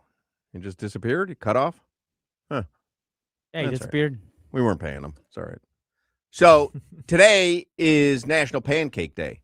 And because it's National Pancake Day, we would be remiss if we didn't play our pancakes versus hotcakes. Would we? Segment. Yes, we would absolutely be remiss. Huh. Also, there's nothing to talk about. I mean, I gave you a 5-minute question answer session about Giannis last night in a Bucks game that I don't care about. So there's obviously nothing to talk about. So in honor of National Pancake Day, here's our famous segment featuring Alejandro Solana, pancakes versus hotcakes and copyrights. This is one of the most bangers of all time. On this day in 1977, McDonald's introduced breakfast. 87? 77. 77. Wow. Man, when they came out with because 77, I was 8 years old, and my dad said to me, we can go to McDonald's and get hotcakes. I don't know what a hotcake was. It was pancakes. I'd only heard pancakes. Yeah. I wonder why McDonald's called them hotcakes. It's an interesting question. Something different. Like hotcakes, I mean, it must be a term that people had used. Or it would make me believe that the term pancake was copyrighted or something, right? Like they couldn't sell pancakes, so they created another name. I'm gonna punch you in the face. Copywriting a pancake. You know, it's like saying you're copywriting bread burger. Bro, you can't. You can't be serious with that. You know what? No, you know what? He's a millennial, and millennials try to copyright. No, but you would copyright McGriddle. Like another restaurant couldn't have a McGriddle, but a flipping pancake, a pancake. It was copyrighted, the term pancake, and so they couldn't sell pancakes. Pancakes. McDonald's couldn't sell pancakes because someone owned the copyright to pancakes. LeBron tried to copyright Taco Tuesday. And they told him to sit your ass down. But that's how they think. Got to know what you're dealing with, man. Here was the first ads for McDonald's breakfast. No chicken on there, by the way. Well, eggs are on there, liquid chicken. Well, it's really not, exactly what it is. Chicken is not a traditional egg is a chicken breakfast meat. It's egg comes on the top of the list of breakfast, and that's a liquid chicken. We talked about this. I know, and we never really had resolution. An egg is liquid chicken. It's not dairy. No. It's not bread. It's chicken. It's beef. It's found in the dairy aisle. Eggs are found. Eggs are found in the dairy section at Publix. No, it's absolutely. the refrigeration section. No, we went through this too. No, it's not the refrigeration section. There's the freezer section and refrigeration dairy section in big giant letters. And dairy means made with milk, and eggs are made from chickens inside. But you drink milk with eggs, and you can drink eggs because they're liquid chicken. Let's get headlines here from Flapjack. They still looked at the. They called them flapjacks because someone had hotcakes. They own pancake, and McDonald's got smart, came out with hotcakes, so someone had to call them flapjacks. Is that why they put Mick on the front of everything? Let's get headlines here with this idiot. One quick Google search, and you'll find that they did. Certainly not do it because it was copyrighted. They did certainly not do it. What? I had your back all day, bro. I'm going the other way with this one. Why did McDonald's call pancakes hotcakes? That does autofill. So we're not the only one. According to reference.com, the answer is simple. There is no difference between hotcakes and pancakes. Both words describe the popular round flat cakes cooked on a griddle or inside a skillet. In addition to hotcakes, pancakes go by other names such as flapjacks or griddle cakes. Yeah. There you go. They forgot to put about the copyright too. Carrot Top owns the copyright inexplicably. All right, go ahead, dummy.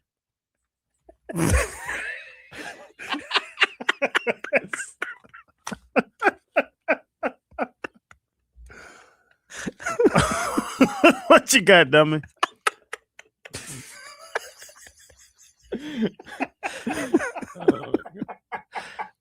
The University of Miami and Alonzo Highsmith will not team up together. Barry Jackson reported earlier that UM will not be coming to terms with the former Miami Hurricane. All right. Somebody text, your Solana is broken.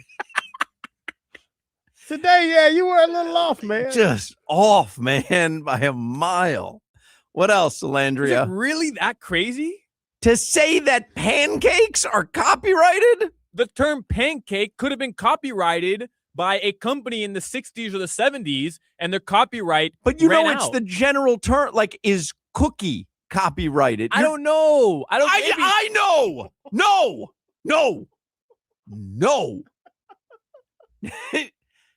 Really? You don't know? Bread, cookies, eggs. Wouldn't it be great to have the copyright on eggs so no one could call them eggs? They'd have to call them like this dummy liquid chicken. They are liquid chicken. I don't know what else they could be. All right. Yeah, anything else, dummy? So somebody texts in, Tabasco is copyrighted. Right. It's a brand name. Yeah. It's hot sauce. You can't copyright hot sauce. You can copyright Tabasco. You can't own the word waffle. You can't own the word bread. Okay, but Eggo, you know how Eggo, right. copyrighted. Eggo. No joke though. You know how Kleenex, it's just tissue That's paper. a tissue. Right, but we call it Kleenex. Like That has nothing to do with what you're talking does. about. No, it doesn't. No, it Because- doesn't. Because maybe a company had come up with pancakes, and it's the reason they were called hotcakes, but the reason why we call them pancakes is because there was a company that had a monopoly on pancakes back So in you're the saying 60s. He keeps saying back in the 60s. But you're saying you don't think pancakes were invented till the 60s? so, but you're saying also that there was a company saying make sure you get pancake bread hotcakes. Get the pancake bread hotcakes. Hey, Mom, are you getting pancakes? Are you getting hotcakes when you go out? Yeah, get pancake.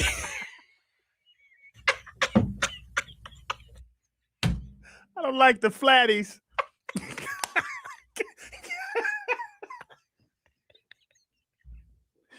Oh boy. You bounce back tomorrow, big homie. You'll bounce back tomorrow. I promise you will. Somebody else texted in. I promise you will. Generalized Kleenex. Thank you. I promise. You'll be way better. Get your good night rest. I need my pancake brand flapjacks. Goodness, Solana. You're listening to the Hoch, Crowder, and Solana Show. I've wondered what planet a Solana is from lately, and I'm finding out it's definitely not Earth.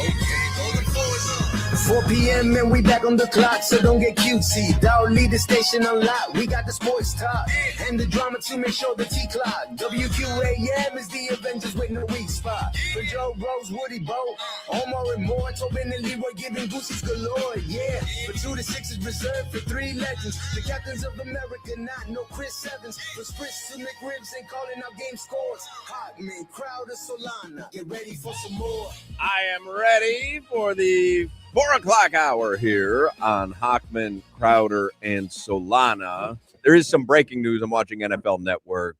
Cardinals to release Kyler Murray after 7 seasons. And I would expect you'll see something like that from the Dolphins regarding Tua when the league season starts. But there you go. Cardinals to release Kyler Murray.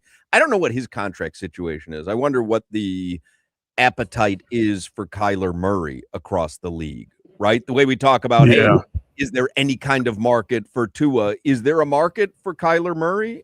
Again, the contract situation is probably different than Tua, but I can't imagine that he's going to be cheap either. He's not Zach Wilson out there. So I wonder what the market will be. And Daniel Jones is worth $37 million with that half a season he played. Somebody's going to think Kyler Murray can do it. He has injury problems too. We are very myopic with our teams. That little Kyler Murray, that little tic-tac was getting beat up as well.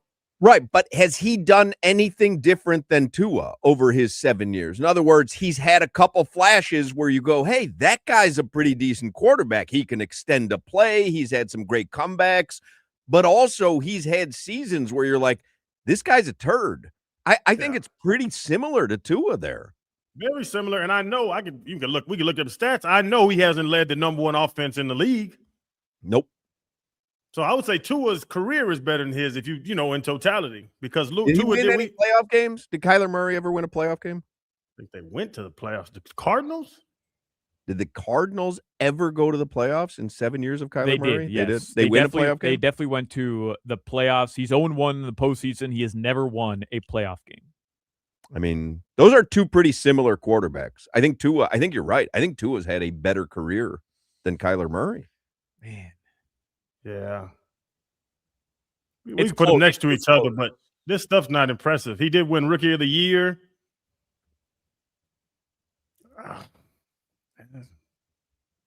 It's close. I think Kyler Murray might end up being a bit more productive based on longevity, based on availability, and based on the fact that he uses his feet. Has he been? Yeah, he used his feet. He's got that over Tua. Has he been more available than Tua, though, over the course of his career? He's started 87 games. We got to look at Tua's numbers, but I would say he's played more games than Tua. Interesting. Anyway, he's being released. Let me give you He'd get signed before Tua. Well, I think depending on the contract situation. Yeah. If he had Tua's contract, they're both untouchable. But they're both unrestricted free agents right now. So let's say the Dolphins release Tua, they're going to pay him his money, and the Cardinals release Kyler. So they're both unrestricted free agents. You can give them whatever they want. You need a quarterback. Which one are you choosing? Kyler Murray. Yeah, just based on the fact that he can extend the play with his legs. Yeah, extend the play with his legs, and his injuries aren't. If this happens again, he might never play football for the remainder of his life. Right. Like Tua's injury history is very troubling to look at. I have the head-to-head stats in front of me, and they're wildly very similar. Other than like games played, Kyler's been in the league longer. He's been available not much longer though, right? Because if he's had 7 seasons with the Cardinals, how long was 6? Tua 6, so 1 year longer. Yeah. But he's played in 87 games. He was available for 80 of those 87. Tua's played in 78. Well, that's impossible. How could he be available for 80 when he's played 87? It says 87 started 87. He started 87. But you said he was available for 80. Yeah, you're right. It doesn't make any sense. He was playing in games he wasn't at. This dude is good. We need to pick him up if he can play a game. He's not at.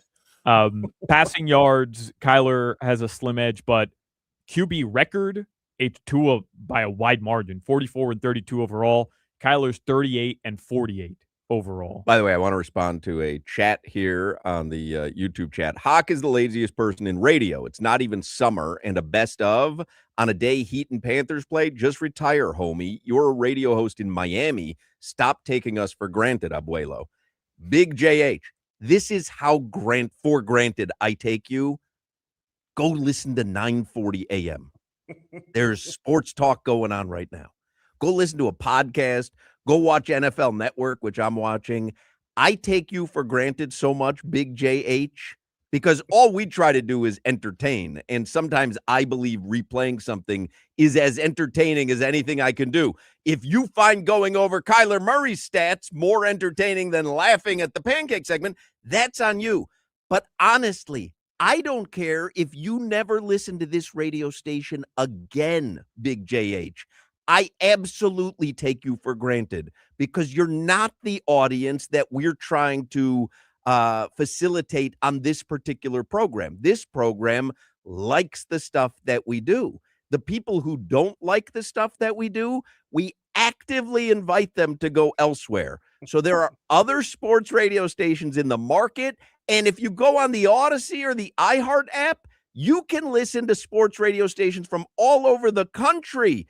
And if those don't appeal to you, the Finsiders have a podcast. The Fish Tank has a podcast. The Heat 5 Reasons Sports has a podcast. You can listen to so many different things, Big JH, that I am not retiring. You just find a different station to listen to. Now back to Kyler Murray's stats. What were you saying? Big JH. 7 minutes was eaten up, and he'd heard it before. So sorry, Big JH. I know you wanted your 4 hours of free entertainment today, and I decided 7 minutes of it was going to be a replay of something else. I'm so sorry, Big JH. Actually, put on the chat your phone number. I'm going to call you on the ride home. I'm going to give you 7 minutes of my best stuff. I feel like I ripped you off today, Big JH. I didn't give you your full 4 hours of free entertainment on the radio. Chat us your phone number. I'm going to give you 7 minutes of brand new content today that you missed. Jimmy, write down 7 minutes of content for me so I can call Big JH later. Isn't that like telling we want Tua to run more? He wants you to do something different, but here's what it is. I wanted Tua to run more. I was betting him on the overs. Let me give you the stock market report before we continue on. Hold on. Let me give you the stock market report because I was supposed to do that at 4 o'clock. The report? Brought to you by Anajar and Levine Accident Attorneys. Call 1-800-747-FREE. That's 1-800-747-3733. Dow Jones down 403 points. Now, here's the good news. It was down 1,200 points at one point today. So it actually had an 800-point positive correction. Huge. Still ends up down 400, but that's a lot better than being down 1,200. S&P 500 was down 1%, down 65 points, and the NASDAQ was down 1%, down 232 points. Now, I don't know how Big JH feels about the stock market report. I know he wants to get to the Kyler Murray stats more, and I just wasted 45 seconds of his free entertainment time giving you the stock market report, but Big JH, I got to do what's required of me commercially. So I had to get that out of the way. If you'll give me one moment here, I know it's, you said, Big JH, it's a Heat and a Panthers game night. I'd like to give you 15 minutes of heat right now, brought to you by Doral Kia, home of the Priceito, our lowest price. Visit us at Doral Kia or DoralKia.com. Here's the real problem, though. I'm not going to give you anywhere near 15 minutes worth, Big JH. This is going to require you sending another email. I think you should send an email to our program director, Len Weiner. Len.Weiner@Odyssey.com. You should demand that he force my retirement or fire me because you're Big JH and you wanted your 4 hours of brand new content. It doesn't matter if the content's good or bad. It's got to be brand new for Big JH. And I want you to email Len right now. I like spicy, Hawk. Hit him. Well, the funny thing is, like, imagine listening to me pepper Solana for 38 seconds about Giannis's performance last night, and then hearing a great pancakes versus hotcake segment and going, nah, Hochman's shortchanging us, man. We really need more of what Giannis did last night in his return to Milwaukee. I happen to agree with Big JH. No reason to play that pancakes versus hotcake segment ever again. In fact, I'm thinking about playing February in March, Big JH. What do you think about that? When Solana goes on 20-minute soccer rants, he probably loves that boy. Oh, original? As long as it is happening in the moment and not being replayed from any moment prior. Hopefully, Big JH is listening to another station right now. Would you like to know how to fix tanking in the NBA? Because I have a solution. Play hotcakes and pancakes again, Jimmy, because I can't take that. No. Here's 15 minutes of heat. Here are your lines for tonight. We already discussed what the line on the game was. Here are some of the player props for tonight. Would you like to guess? We'll start. I'm not going to go in order because I feel like I kind of give it away always because it goes in descending order. Bam Adebayo. 17.5. We know the answer. More than that. I'd say 19.5. 20.5. Yeah. What? Bam is 20.5. And can I just say, yesterday I was at Heat practice. Normally, practice ends, guys go through a little shoot around. Bam comes to talk to the media always because he's the captain. He'll always talk to the media. Yesterday, he spent, when everybody else walked off the court to go back to the locker room, they did their interviews, they went back to the court. Bam stayed on the floor, stayed practicing by himself, putting up shots. But what is that? Like, is he showing Spo and the organization, like, and the team, I'm out here working? Like, what's no? I think he just wanted more work. I think he wanted to put more work in. He was working on a specific shot, on a specific type of play, and he wanted to continue working on it with a separate trainer that he has that he does private workouts with. Crowder, I'm just throwing it out there. I'm giving you info here, behind the scenes info. Well, I don't think it's behind the scenes. They have his over-under at 20.5. It's never been 20.5 in his life. He's 10 years in the league, and he's going to work on an elbow jumper. See, Crowder, that's why you lasted 6 years in the NFL. Yeah, you didn't put in that extra work. You were the first one out of that training facility. They have courts everywhere he can work out on. He did that for you to come back here and tell us that story. Tyler Hero over-under tonight? Oh, look, 15.5. No Norm, and he's going to start. Right, no Norman. 17.5. 20.5, just like Bam. Points got to come from somewhere, and they should beat up on this team, right? Yeah, I guess the only fear would be the rest your starters in the fourth quarter kind of night. Why even bring that up, Hoch? Why? It's my go-to. Andrew Wiggins? That's in the 16.5 range. Yeah, 17. 16.5. You nailed it. Michael Porter Jr. for the Nets. Solana, you watching more Nets than me. Oh, yeah, 23.5, 24.5. 23.5. You Man, guys Michael know, Porter Jr.? Yeah, no, I mean, they have nobody else. They don't have anybody. I mean, that's right. It's crazy. Yeah, they have literally Crowder. Nick Claxton is 11.5. They have to play offense sometimes. That's their next highest output on the Hard Rock app. Nick Claxton at 11.5. If I read you, I was going through their roster. How many yesterday. points do they put up in a game? 65? No, they gave up 180. That's the problem. If I read you, who scores for them, you'd be like, who are these guys? You would have no idea.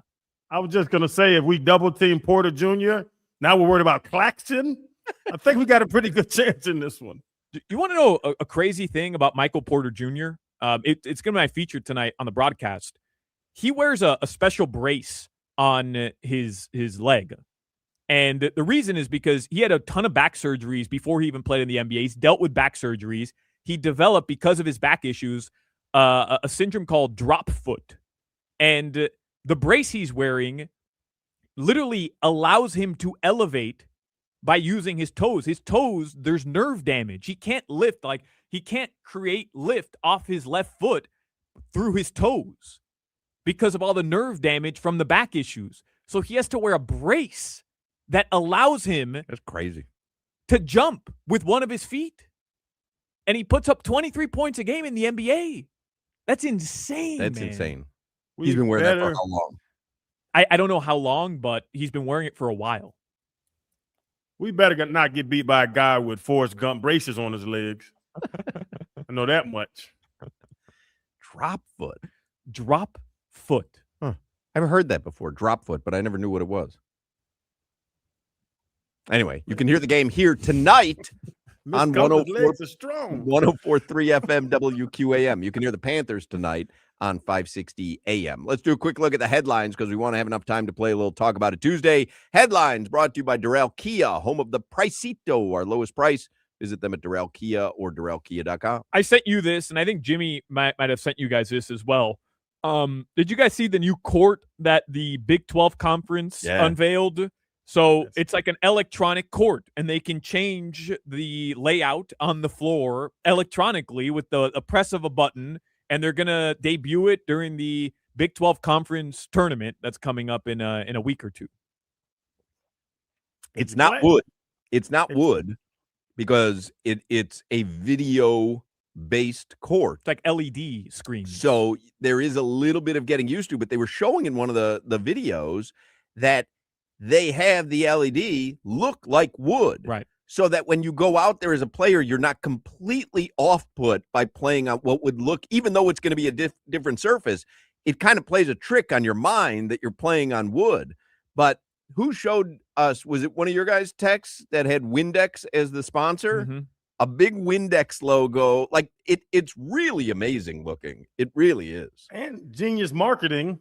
Yeah. That you can change it at any time and then multiple marketing like the dasher boards in hockey that are able to change now during a game. So here's what I'm most looking forward to, because at some point these will be all over the league, all over college basketball, all over the NBA, and somebody's going to figure out how to hack into the system and put a big giant dong in the middle of a floor of an NBA game. Yeah. I don't know why I'm looking forward to that specifically, but I for some reason am. But it is kind of wild, though, to think of what you could do because, I mean, you don't even have to have dancers anymore, right? I mean, you could just have everything on video. You can't replace a Golden Oldies. I didn't say to replace. And you can't replace Uptown Dale. No, but playing anything, playing a video, playing concerts, playing any of that pregame when it's, guys are warming up for different things. Yeah, it's genius. I thought it was a great idea. Play Big Three highlights on the court while, honestly, when there's a condensation delay. What's the montages they have for players coming back? Right on the court. On the whole court while everybody's sitting down. That's nice. But the big Windex logo in the middle, to me, that opens up a Pandora's box because the NBA is looking for any way to make more money. Sure. At some point, it'll be Pat Riley Court at the Kaseya Center, but the logo is going to be Pollo Tropical. And they'll have yuca fries and the three-point line on one side and Maduros on the other side. You could change the sponsorship every quarter. Yep. Quarter one sponsored by Windex. Quarter two sponsored by Pollo Tropical. They're gonna load up financially on this. I'm hearing from Big JH though. He wants one standard court.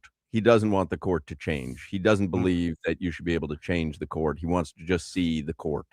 He wants actual dancers, not video. He thinks that would be lazy. Good take. Oh, Big JH does for a living because he knows about everything. Big JH, he's got to check out the Boomer Esiason podcast. I think he would enjoy that. It's all new content.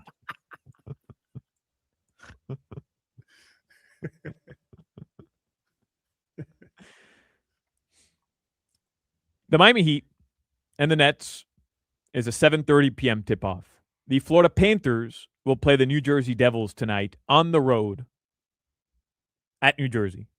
On the road. On the road. All right. That was connoted in the on the road. Making sure you're all with me here. All right. That'll be at 7 p.m.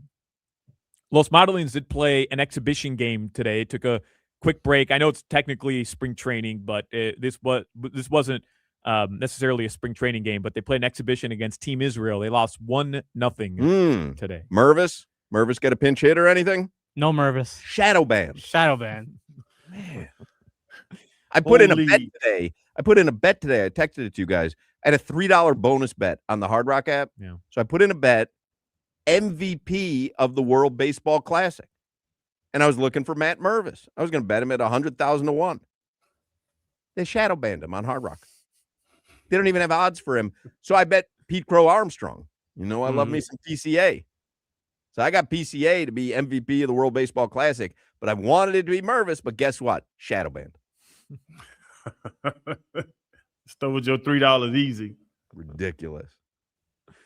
Would you guys rather have Daniel Jones coming off the torn Achilles or Kyler Murray as your starting quarterback next year? Are you giving the context that you have to pay Daniel Jones $37 million or more? No. Because you know what I mean? Like I gotcha. That's the only way that he has to. Yeah. He has to. He can't sign for less because they're giving him $37 million. Right, but somebody could give him a long-term contract, 3 years for $40 million. Oh, well, why would he play 3 years for $40 million when he can play 1 year for $37 million? Because he could lock in a couple more years with an organization, and ultimately they can give him an extension down the line if he plays well. Right, but I'm saying he'd be under contract for an extra 2 seasons to only make $1.5 million those 2 seasons. You just answer because I know why you're asking it, but I think it needs a little bit of context. The context does matter. He's going to make $37 million this year. Kyler Murray, you could get for $10 million, maybe. Would you rather have Kyler Murray for $10 million or Malik Willis for $10 million? Ooh, Malik Willis. I think I know what Kyler is. Would you rather have Kyler Murray for $5 million or Malik Willis for $10 million?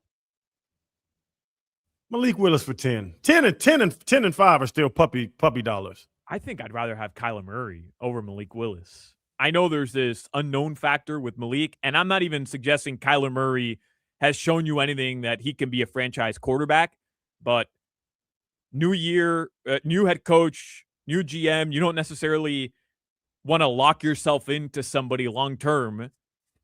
Kyler Murray kind of fits the bill for what you're looking for. Dolphins fans be happy replacing Tua with Kyler Murray? He's still 5'8", and I looked at his stat because I'm like, he's so mobile. He's so mobile. His rushing numbers aren't great, and he gets sacked a lot. I just don't buy into Daniel Jones, and I guess I should after watching. You remember how good they looked? We saw him week 1. I mean, it was ridiculous. Wasn't that like the most accurate quarterback performance in the history of the NFL? It was something insane. stupid like that. And my PTSD from 2023 Tua, but Daniel Jones was terrible.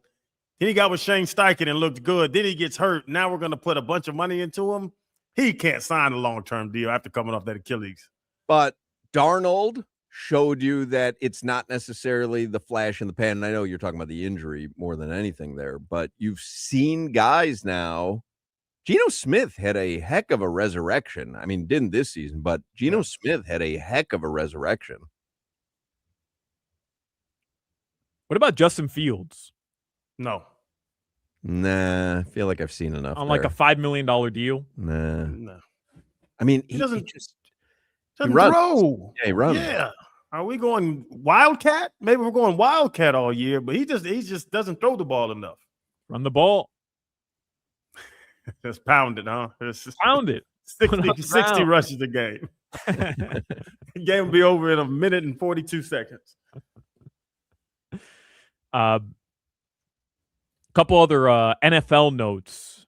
There was a huge, I think, 2-3 year controversy up in Cincinnati regarding Trey Hendrickson, their defensive end. It appears that they're not going to franchise tag him, and now he's an unrestricted free agent. So that's over in Cincinnati. All right. He can ball. They messed that up totally. I was reading about it this morning. He wanted to get traded. They wouldn't trade him. Then they're not bringing him back. That's just crazy. Kyler Murray has just tweeted To everyone that supported me and showed kindness to my family and my time in Arizona, from the bottom of my heart, thank you. I wanted nothing more than to be the one to end the 77-year drought for this organization. I'm sorry I failed us. I wish this community and my brothers nothing but the best. I am no stranger to adversity. I am prepared for whatever's next. I trust in God and my work ethic. I truly believe my best ball is in front of me, and I look forward to proving it. Godspeed. Does he text in all lowercase?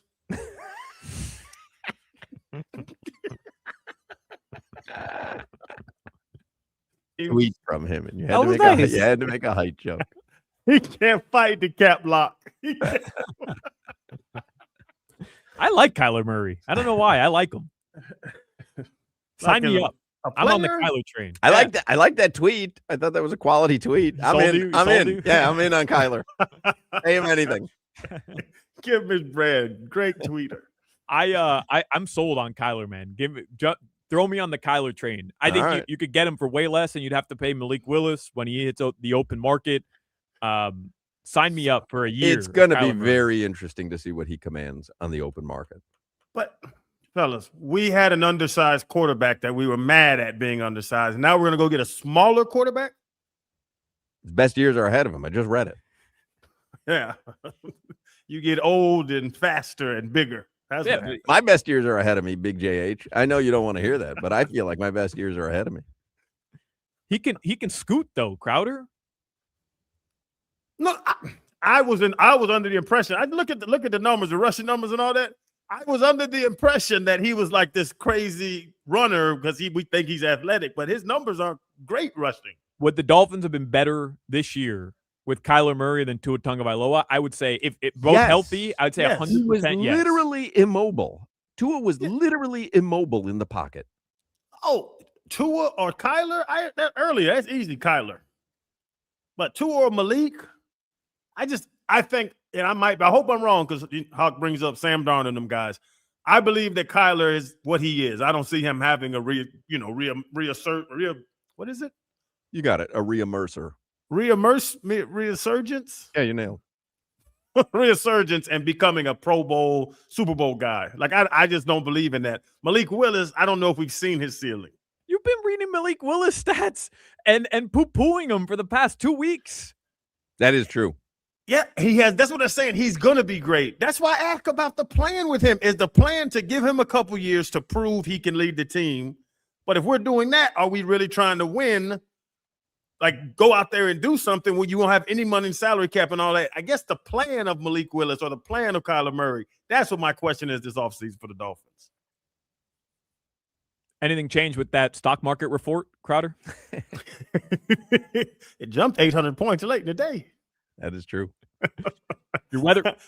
Every time he does that, I go look on my Morgan Stanley app for some reason. Like, mine's going to be different than yours. Don't look when it's down 400, but it's better to look when it's down 400 than look when it's down 1,200. I know what's going to. It's consistent. You say this down, I'm going to look on my app. It's going to be down, but I have to do it for some reason to upset myself twice. Right now in Miami, it is set. The lows are going to drop into the low 70s. And it feels like 78 degrees. That's your weather. All right. We will play a little Talk About It Tuesday in the next segment. Low testosterone, that's a real issue for many men. It can lead to poor sleep and low energy, brain fog, a reduced sex drive, makes it difficult to stay in shape. We all know a healthy body plays a major role in overall health and well-being, and that's where Atlantic Men's Clinic comes in. You go there, you get some testosterone, you feel like a new man.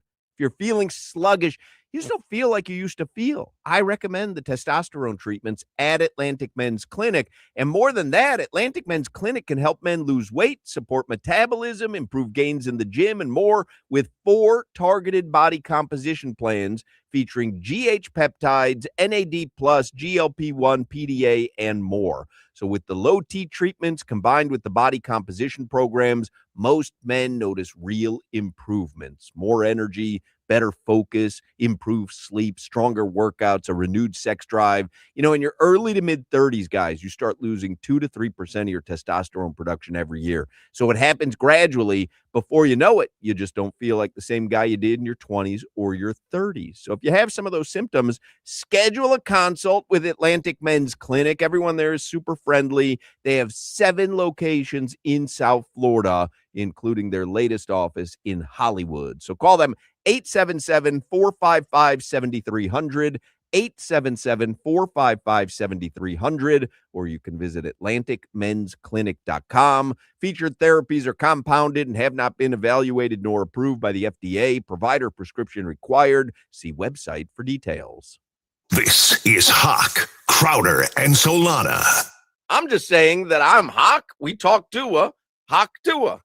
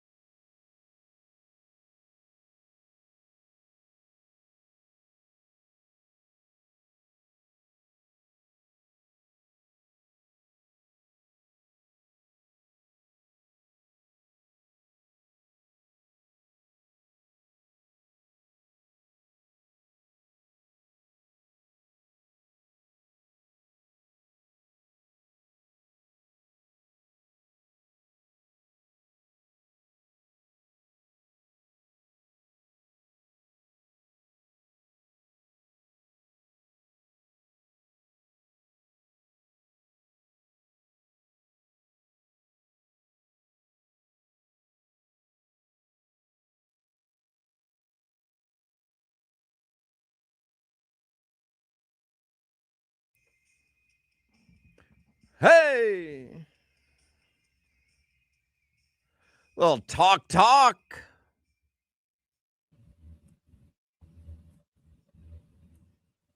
You know, on this day in 1994, the Spice Girls were formed. Huh. Oh, love me some scary. Who doesn't love a little scary Spice? Let's play a little Talk About It Tuesday before Solana has to get out of here and go to the Kaseya Center. We have an open for this? We have a big open for this? Yes, we do. All right. Now? What? The open? Okay. On Tuesdays, Hop and Crowder talk about it.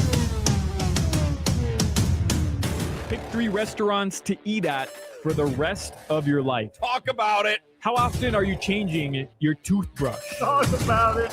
Pecan or pecan? Talk about it. Let's talk about it.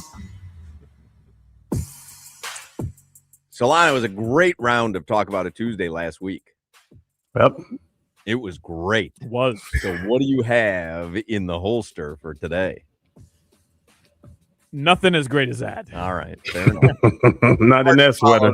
Yeah, hard to follow that up with another win. I would like to start with just an easy one in the spirit of today being National Pancake Day. All right. Just something very easy, kind of wet the beak a little bit. Mm-hmm. Simple one. Pancakes or waffles, which would you prefer for breakfast?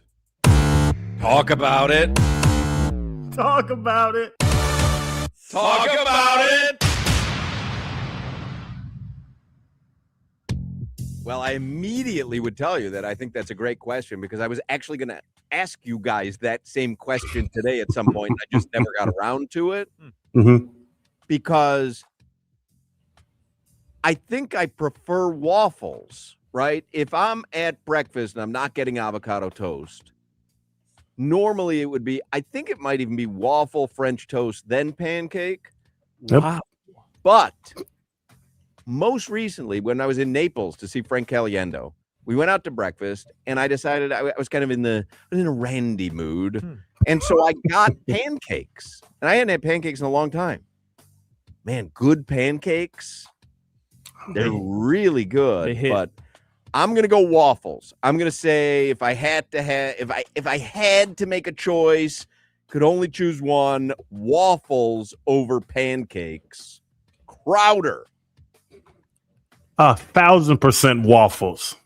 Pancakes suck up the syrup. They get all soggy, and then they get mushy in your mouth, and it multiplies. You can't even swallow anymore. You can get he talks about stuff multiplying in his mouth. And I still don't know what he means. It's so odd. The weirdest thing happens to this guy when he eats. You can get a waffle, and I cut them, and I leave the little cups intact. So now the syrup is its own isolated. You have the same syrup to waffle ratio every time. No soggy edges, and it has a little crisp to it. Waffles are hands down better than pancakes. Anybody in this chat here, anybody on our video stream here, cut your pancake or waffle all the way in advance, guy, before you start eating? Me. You cut them all up? I square them off. That's crazy behavior. Before you take a bite? Before you take a, there are certain people who just cut them all up and then they go ahead and they eat their pancakes. What? And I like different shapes, different sizes. Sure. Sometimes I want to take a big fork full, sometimes a little. So you cut them all up uniformly. You lay them on top. I like the square waffles too, because then you can get the symmetry is better on the square. I think that's psychotic. What? You can get them lined up perfectly. You skip a line of holes so that you have your holes set, and then you get them all lined up. Then you syrup them. Now they're perfectly proportioned. But you spend time before you take your first bite making sure that everything on the plate is cut up in advance. Yeah, sometimes I cut up little sausages and put them in the hole with the syrup and make like a little breakfast nugget. I always do that when I have either sausage or bacon cut off a little piece of the bacon or the sausage, put that in the pancake or the waffle. I enjoy that, but I don't do any of that stuff in advance. I don't. The pancake and the waffle, I think, it's why the McGriddle's so popular, happen to be excellent delivery devices for other foods as well. Yep. Egg, sausage, bacon. You make a little pancake taco. You ever done that? Or a waffle taco? Taco Bell was doing that for a while. Remember they used to have the pancake taco. They were doing that for breakfast. Apparently, Taco Bell is great breakfast. I've never had it, but people rave about can't Taco bring Bell. myself to have breakfast at Taco Bell. Can be great. Jimmy, pancakes or waffles? 1000% pancakes. Pancake. It sounded like you didn't know what you were going to say. No, I know. I just I lost think my train of thought. he almost said waffles, and then No. I was not going to say waffles. He wanted a wing cake. No doubt. Solana? I'm going waffles because I like a little more texture to my food. Yeah. But when I eat waffles, not pancakes, but when I eat waffles, I don't pour the syrup on top of the waffle. I pour the syrup to the side. So do I. And I dip the waffle into the syrup. So do I. And I'm crazy. Although I'll give it maybe like a little drizzle, but I like to have a dipping section as well. But I do that for pancakes as well. I don't like when the waffle gets soggy. Yeah. Because I want the toughness, the crunchiness almost of the waffle. The pancake, it's going to be soggy no matter what. Yeah. All right, what else do you have for Talk About a Tuesday? That was a good one. You want to quit while you're ahead? This is like deal or no deal. I happen to have a couple really good ones. Well, here, we're not going to have time, so pick one good one or walk away now with all the prizes. No, I'll never do that. It's going to be a zonk. What was that old game that had the zonks? Yeah, it was let's make a deal. Yesterday, of course, was Tua Tagovailoa's birthday. If the Dolphins won't wish you happy birthday, Tua, we will. Right. Yes. Happy birthday. We'll do it for as long as it takes, even when it's not your birthday. We got 364 more days to get it right. If you were invited to Tua's birthday party, all right, what gift would you bring for Tua? Talk about it. Talk about it. Talk about it. So we bringing joke gifts, or are we, like you're saying, just members of the media? He's having a birthday party at Bahama Breeze, which is closed, but for the sake of would make sense though. He's an Islander. Sure. Yeah. So he says, "Hey, I'm going to be at Bahama Breeze by Sawgrass Mills. Roll by starts at 7, and it's his birthday. You got to show up with a gift." Right. What do I show up with?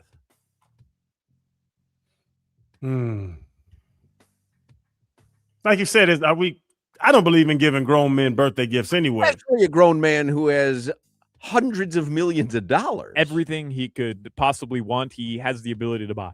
Right. So it has to be a joke gift or something that means something to him, like a ukulele. Right. I would bring a $50 Amazon gift card. Crowder? I would go full on joke and bring like a Guardian helmet and bubble wrap. Jimmy, what would you bring Tua for his birthday? Waffles. But I thought you liked pancakes more.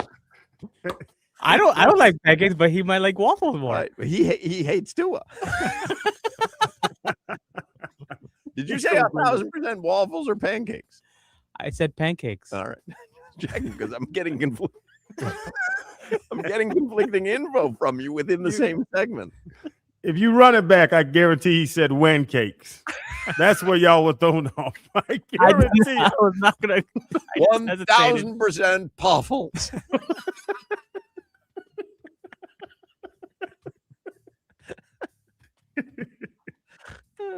Solana, what are you bringing him? A scalp massager. Scalp? A scalp.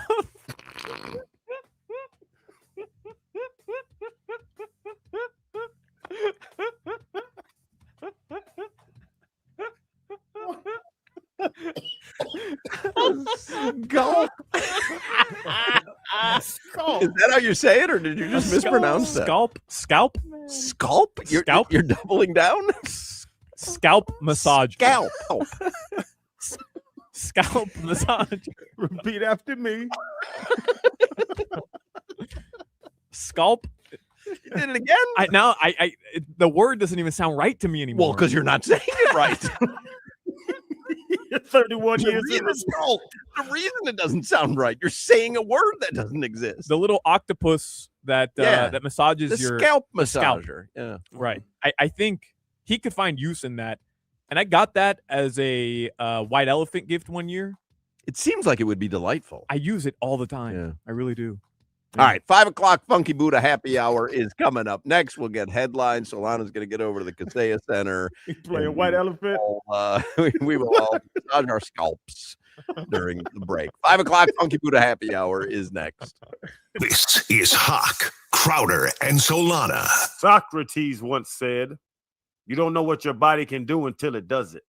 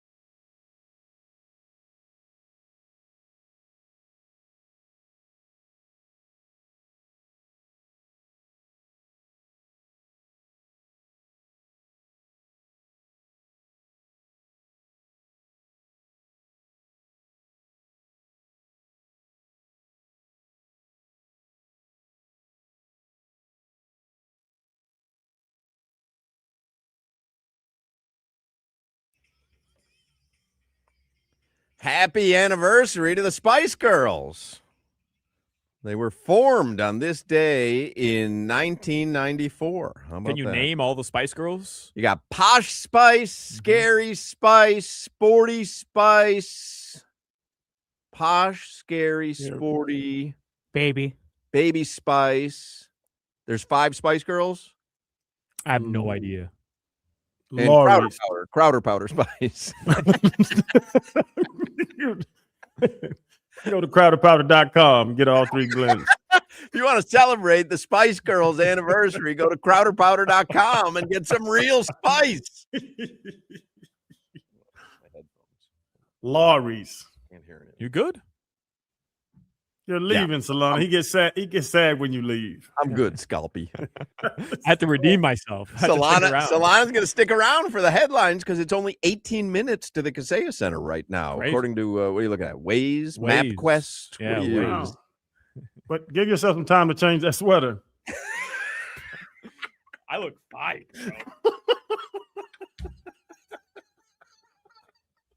How funny would it be on Waze? It says 18 minutes to Kaseya Center, 22 if you stop to change your sweater. You going to work, man. You can't wear that Freddy Krueger sweater. 5 o'clock hour is the Funky Buddha Happy Hour, brought to you by our friends at Funky Buddha Brewery. Don't forget this Saturday, F1 season kicks off, and if you want to watch it with a bunch of F1 fans and enjoy some specials and watch the races with the sound on, you can do that all season long at Funky Buddha Brewery, the tap room in Oakland Park. Tonight, they do free Texas Hold'em tournaments, and you've got them coming up at 6 p.m. and 8 p.m. Also, the Bonsai Bar from 7 till 9 p.m. tonight. Do a little bonsai tree making. And then I saw this, you know how they have in the tap room there in Oakland Park, they've got board games. Yeah. You can grab a couple board games, have a couple beers, play some board games. It says, new games have arrived in the tap room. Which one would you be playing first? And the games are Star Wars Villainous. I don't know what Villainous is. These are board games? Yeah. Oh, wow. I like a good board game. I hate board games. As a family, though? Yeah, hate it. I never played board games. Never with my played family. like Life? Yeah, I did, and I hated it, and I refused to play it when I had a son. Like, I played it when I was a kid. My dad hated playing board games. I inherited that from him. I don't got time to sit there and play Monopoly. You can watch reruns of The Office for 6 hours. Exactly. I got to be on social media. Monopoly Pokemon Edition. Ooh, Clue or Life? Probably Life. Out of all those, Life. Yeah. I love Life. They still do the little pegs. Is the people in your car? And you have babies, and you fill up the car with babies, and your wife's Are in they there. still those tiny little pegs? Like they haven't updated them like to look like more like humans? I don't know. I haven't purchased a Life board game. I still have the original one when I was a kid. That probably Had be a Crowder the wheel, question. had the little wheel that The you would wheel. spin. The wheel. I wonder if the wheel's electronic nowadays. One game I dislike is Monopoly because the end is hours away. Like, I like a quick conclusion. Nobody's got time for that.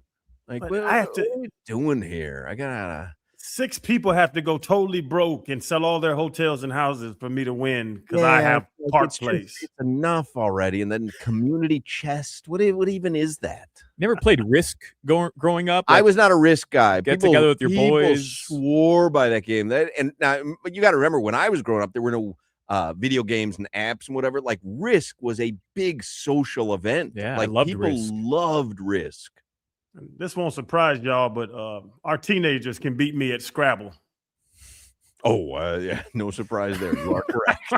What word is that?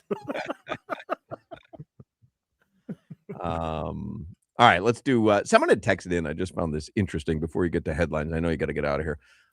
Somebody texted in. Why is everyone so enamored with the mobile quarterbacks? The Dolphins haven't had a decent pocket QB since Fitzmagic that could quickly read defenses, make the right calls at the line of scrimmage, and get the most out of the players around him, which is what the Dolphins have been missing since he left. I understand that viewpoint, I just know after having watched 2 of the last couple seasons, I want a quarterback who can at least extend a play that needs to be extended. So we're goofing around about Kyler Murray and Justin Fields, but I would love a quarterback at bare minimum just to be able to extend a play. Tua was literally incapable of extending a play, and it was frustrating. And to that texter, and to I think we all agree upon this. We don't need Michael Vick. Lamar Jackson, they don't grow them every day. What's his name in KC? Mahomes. Mahomes is not a runner. He just moves enough that he can extend the play. Right. Go watch them playoff runs, the Super Bowl. He's moving around to deliver the ball. He's not rushing for 60 a game. I want that. I want to move around. I don't need a guy that can run the read option. I want somebody that can move and extend. Like a Josh Allen, put your shoulder down. Let's just go forward. They don't make 270 pounders like that too much. Make those. They don't make those very often. All right, let's do headlines here with Alejandro Solana, who's kind enough to stick around. Brought to you by Doral Kia, home of the Pricito, our lowest price. Visit them at Doral Kia or DoralKia.com. Can you believe the Super Bowl MVP? No, I'm just joking. Here's your schedule. If you missed the show at 2 o'clock, believe it or not, there was so little going on. We talked a lot about Giannis's random March 2nd game. And we talked about, I forgot the guy's name, Kenneth Walker Jr. Walker, the third. Not being franchise tagged in Seattle. We were talking about his dad, the second. We just had nothing to talk about. Big JH wanted more of that, though. He did not get enough of that today. See what the Walkers are up to. The Panthers are at New Jersey tonight. They're going to play the Devils, 7 p.m. That means they're going to play Jack Hughes. Now I got to look up Kenneth Walker's stats because I want to know his season-long stats. A guy that you think should have been franchise tagged. It's not gonna knock your socks off. Right, that's my point. I don't think these numbers are going to be franchise tag worthy. This guy ran for over 1,000 yards this year. Did he? Yeah. Oh, 1,027. Does he know? Oh, don't say it like that. It's over 1,000 yards. 5 touchdowns. Yeah. Solana, we're not saying he's garbage. We're just saying it's not worth a team to have franchise to tag him. I just don't get it though. Like, you win the Super Bowl.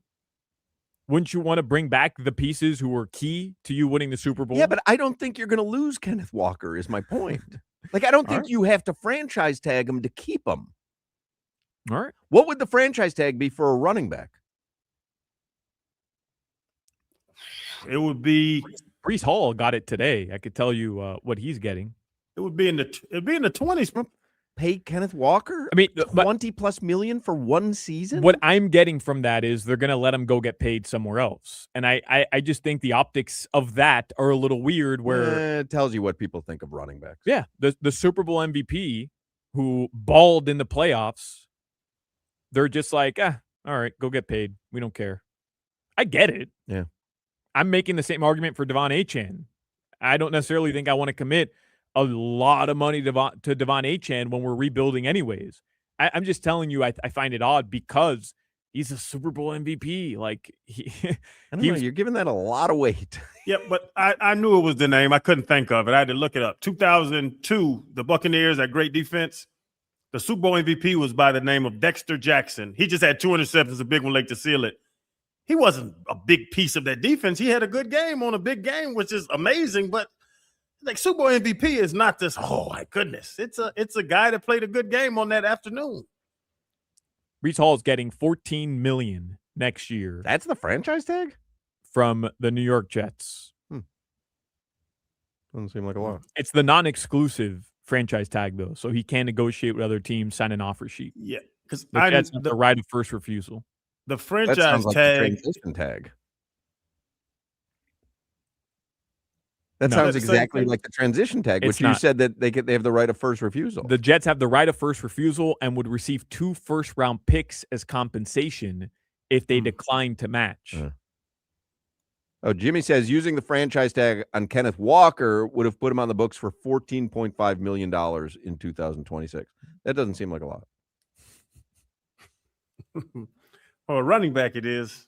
Well, especially, again, I mean, 1,000-yard running back in a 17-game season with 5 touchdowns is not like... No, but he wasn't really their best player, like their go-to back to start the season. It's another reason not to franchise tag him. He wasn't there. Right, but if he was if he was huge at the end of the year, I mean, you would think, and the team went on to win the Super Bowl, you would think, hey, they can lean on Sam Darnold, and they can lean on JSN, and they can lean on the Super Bowl MVP, who I just forgot his name.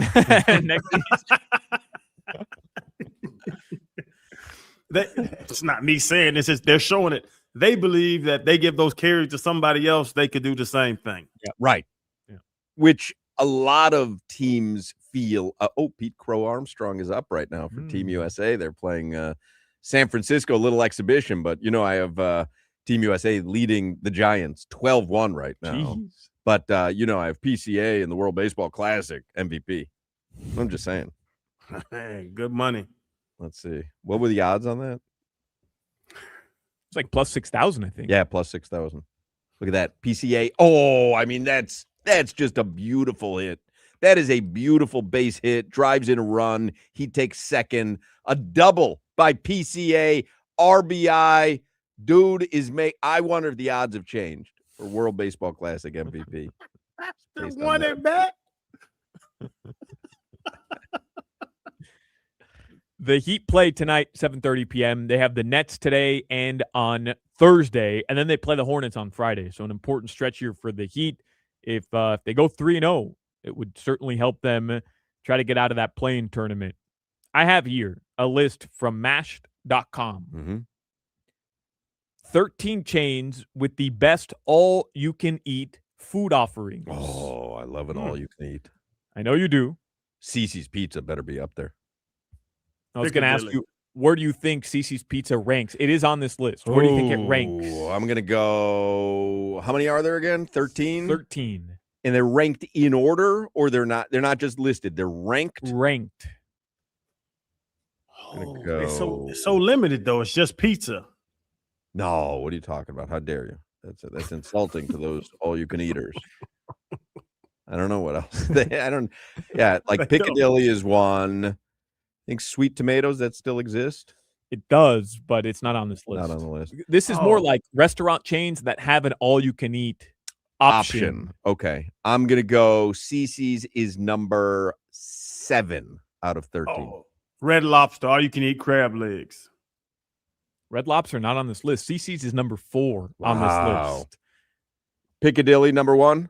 Piccadilly's not on this list. I've never heard of Piccadilly. You guys talk about it all the time. I have no idea what Piccadilly is. Because you're not aristocratic like Hawk and myself. Buffet. There's no like Vegas buffets in there, right? No Vegas buffets. Oh, the one that has commercials now. It's the only.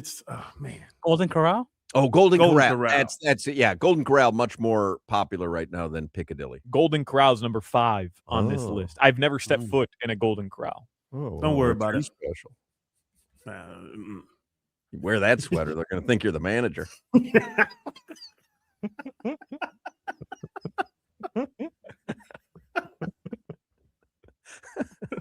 Cece's is number 4. IHOP is number 3. All you can eat pancakes. Wow, I didn't know they do that today. Oh, there's one day that gets on the list? No, I think they have all you can eat pancakes all year round. All right. Olive Garden is number 2. Oh, yeah, that makes sense. What is it? The bottomless breadsticks and salad. But they also have the all you can eat pasta, Tour of Italy as well. Yeah, I've been there once in my life. That's Olive crazy, Garden, man. and it was I just thought it was vile. I think I sent you this video. A family, what is it called when like somebody from Europe comes to stay with the family? Mm-hmm. You know what I'm talking about? An exchange student? Yeah. Why are you laughing? I think I remember you sending this. And they have an Italian, like a kid from Italy. He has a thick English accent. He's Italian, and they take him to Olive Garden. He has a thick English accent? Yeah, like his when he speaks English, heavy accent because he's Italian. He would have an Italian accent. Whatever, man. He speaks the good Queen's English because he's from Italy. You okay, Solana? Thinking. Is your sweater collar too tight? He hot in that little fake wool. Hello, chaps.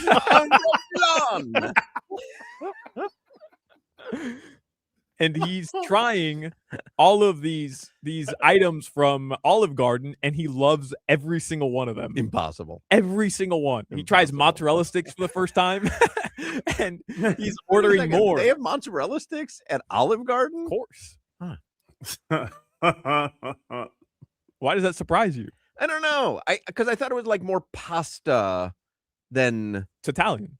Right. I don't think of mozzarella sticks as being Italian. They have it at every Italian restaurant. Yeah, but they have it at every American restaurant as well. They got the big ones though too, not the little sticks. They got the big flat ones. The flat ones, or they're like triangles, I think. Yeah. They're triangles. I like a triangle. When you grow up with not a lot of money, like Olive Garden, Red Lobster, those are like get straight A places to go. And then as I grew up, I see it. Like there's one in Boca. This Olive Garden, it's got to be a 2-hour wait every night. It's crazy. Delicious.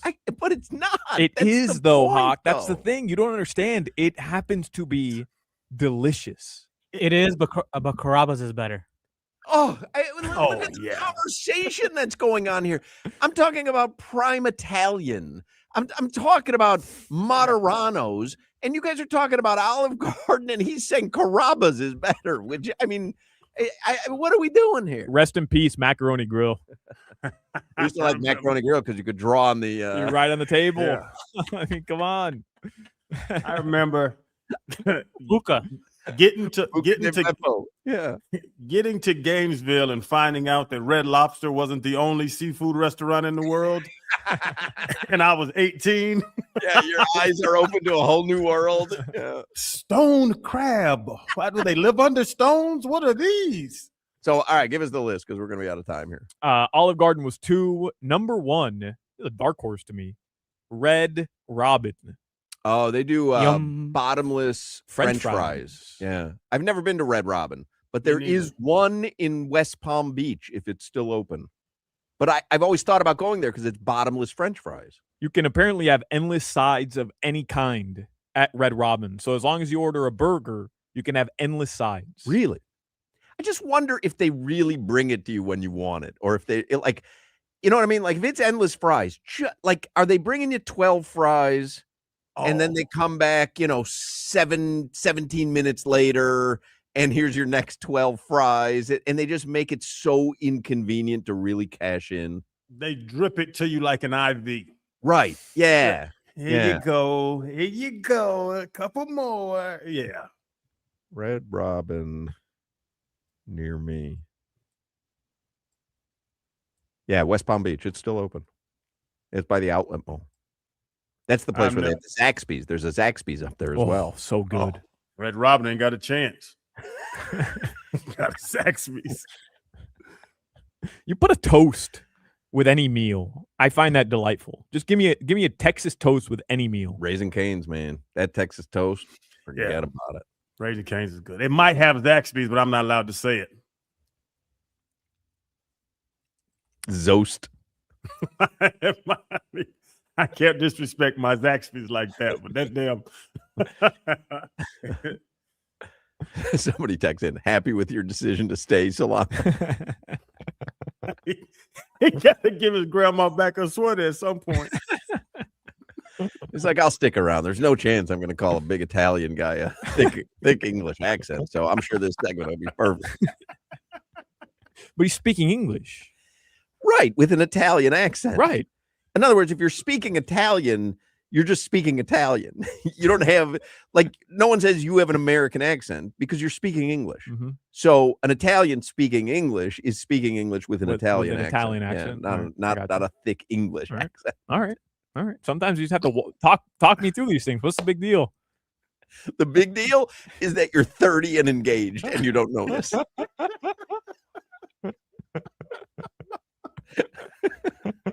Big deal is that you're a highly paid and very successful broadcaster in his 30s, engaged to be married, owns a house, and you don't know this.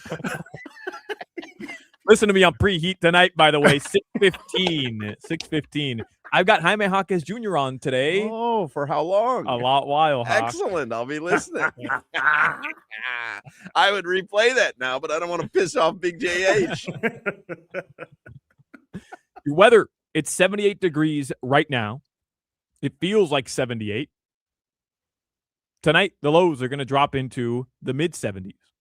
That's your weather. All right. You can listen to Solana tonight. Preheat starts at 6:15. Josh Appel's going to join us next. Cheetah Pompano, great spot to watch a game or a fight. They got VIP areas, 4 stages of entertainment, the most beautiful ladies in South Florida. Cheetah Pompano has the amazing complimentary gourmet lunch till 3 p.m. every day. Happy hour specials till 6. This Saturday, you can watch UFC 326 at Cheetah Pompano or Cheetah Palm Beach.